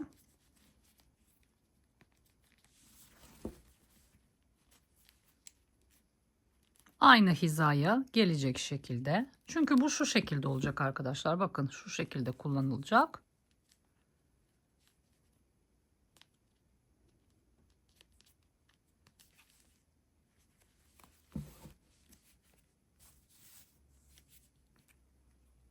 Şimdi buraya sabitledikten sonra şuradan karşı tarafa geçeceğim. Bakın şuradan şu şekilde karşı tarafa geçiyorum.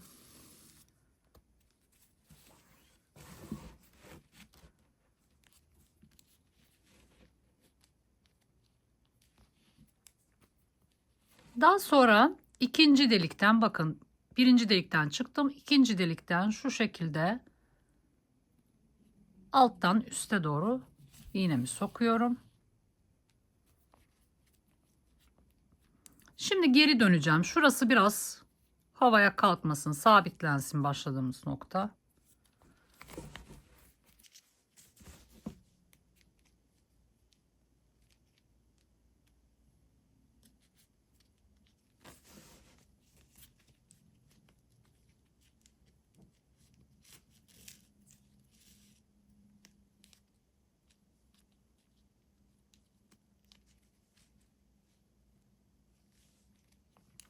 Şimdi bakın yine ikinci delikten üste çıkıyorum.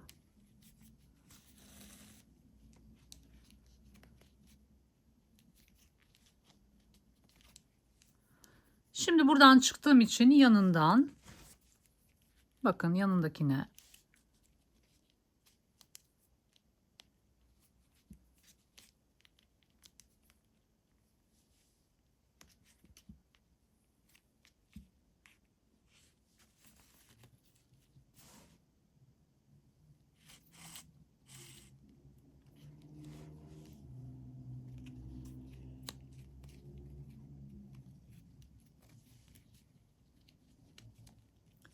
şimdi burada bir tane deliğim kaldı. Buradan gireceğim. Yine onun karşısına gelen, bakın şurada bir deliğim var. Oradan çıkacağım.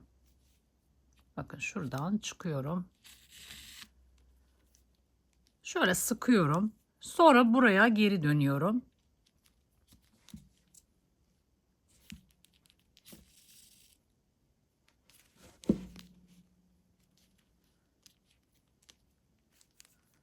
Yanındakinden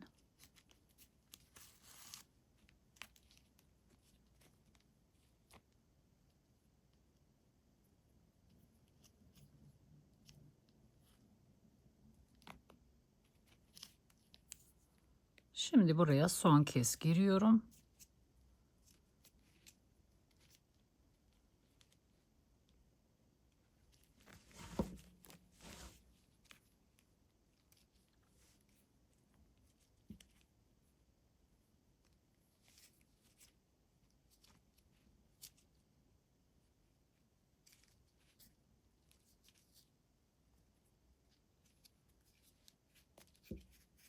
Bakın buradan çıkıyorum.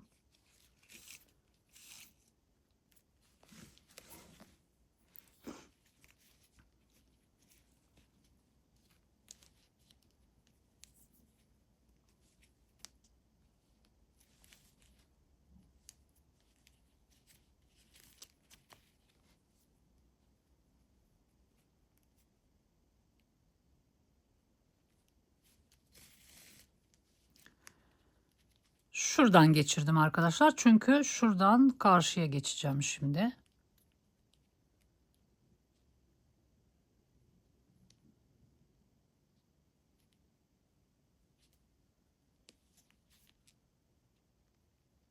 Bakın şuraya geçiyorum.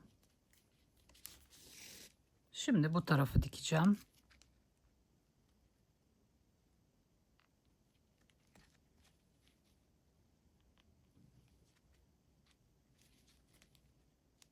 Bakın ikinci delikten çıkıyorum.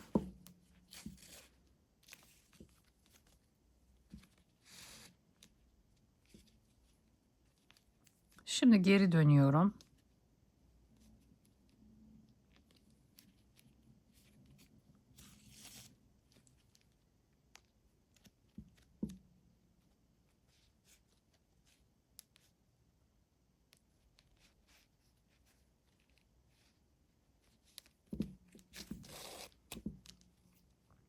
Burayı bir kez daha geçeceğim. Diğerinde 2 defa geçmiştim.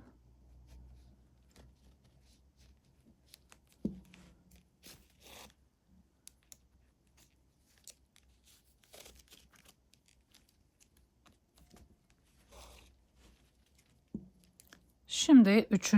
delikten bakın bu şekilde geçiriyorum.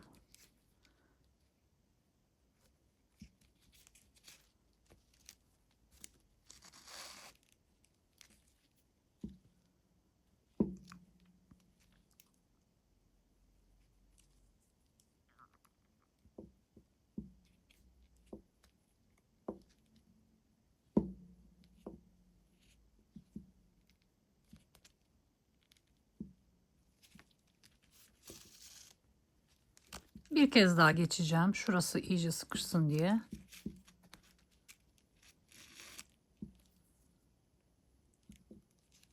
Ve geri dönüyorum.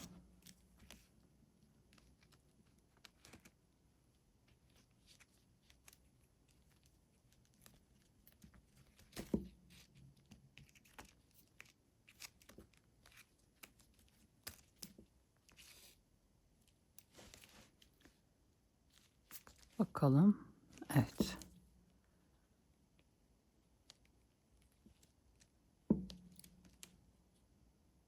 Şimdi şu bir kez oldu. Bir kere daha geri dönüp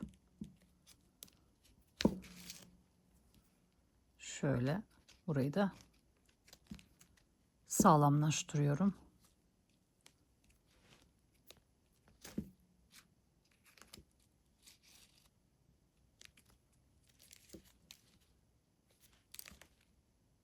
Evet. Şimdi şu arada gizleyeceğim. Bakın şuradan giriyorum.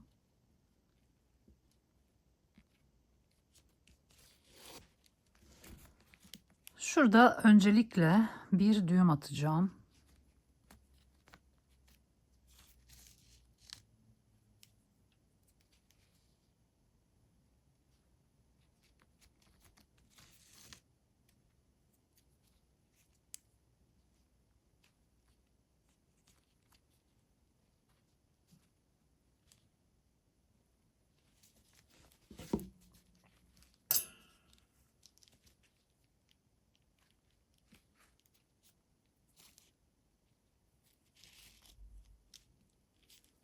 Ve şöyle alttan diğer tarafa doğru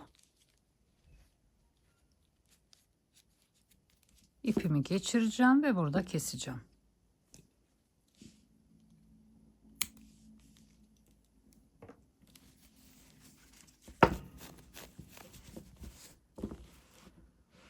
Evet, bu şekilde dikiyoruz. Dediğim gibi istediğiniz şekilde dikebilirsiniz. Evet arkadaşlar, artık çantamızı tamamladık. Saplarımızı diktik. Dilerseniz içine astar dikebilirsiniz. Fakat bu model itibariyle astara gerçekten hiç gerek yok. Çok fazla delikli bir model değil çünkü. İsterseniz aynı zamanda buraya çıt çıt da takabilirsiniz. Ama omuz altında olacağı için çıt çıta da çok fazla gereksinim duymadım. Umarım sizler de beğenmişsinizdir. Yapacak olanlara şimdiden kolaylıklar diliyorum. Beni izlediğiniz için teşekkür ediyorum. Bir sonraki modellerde görüşmek üzere. Şimdilik hoşça kalın.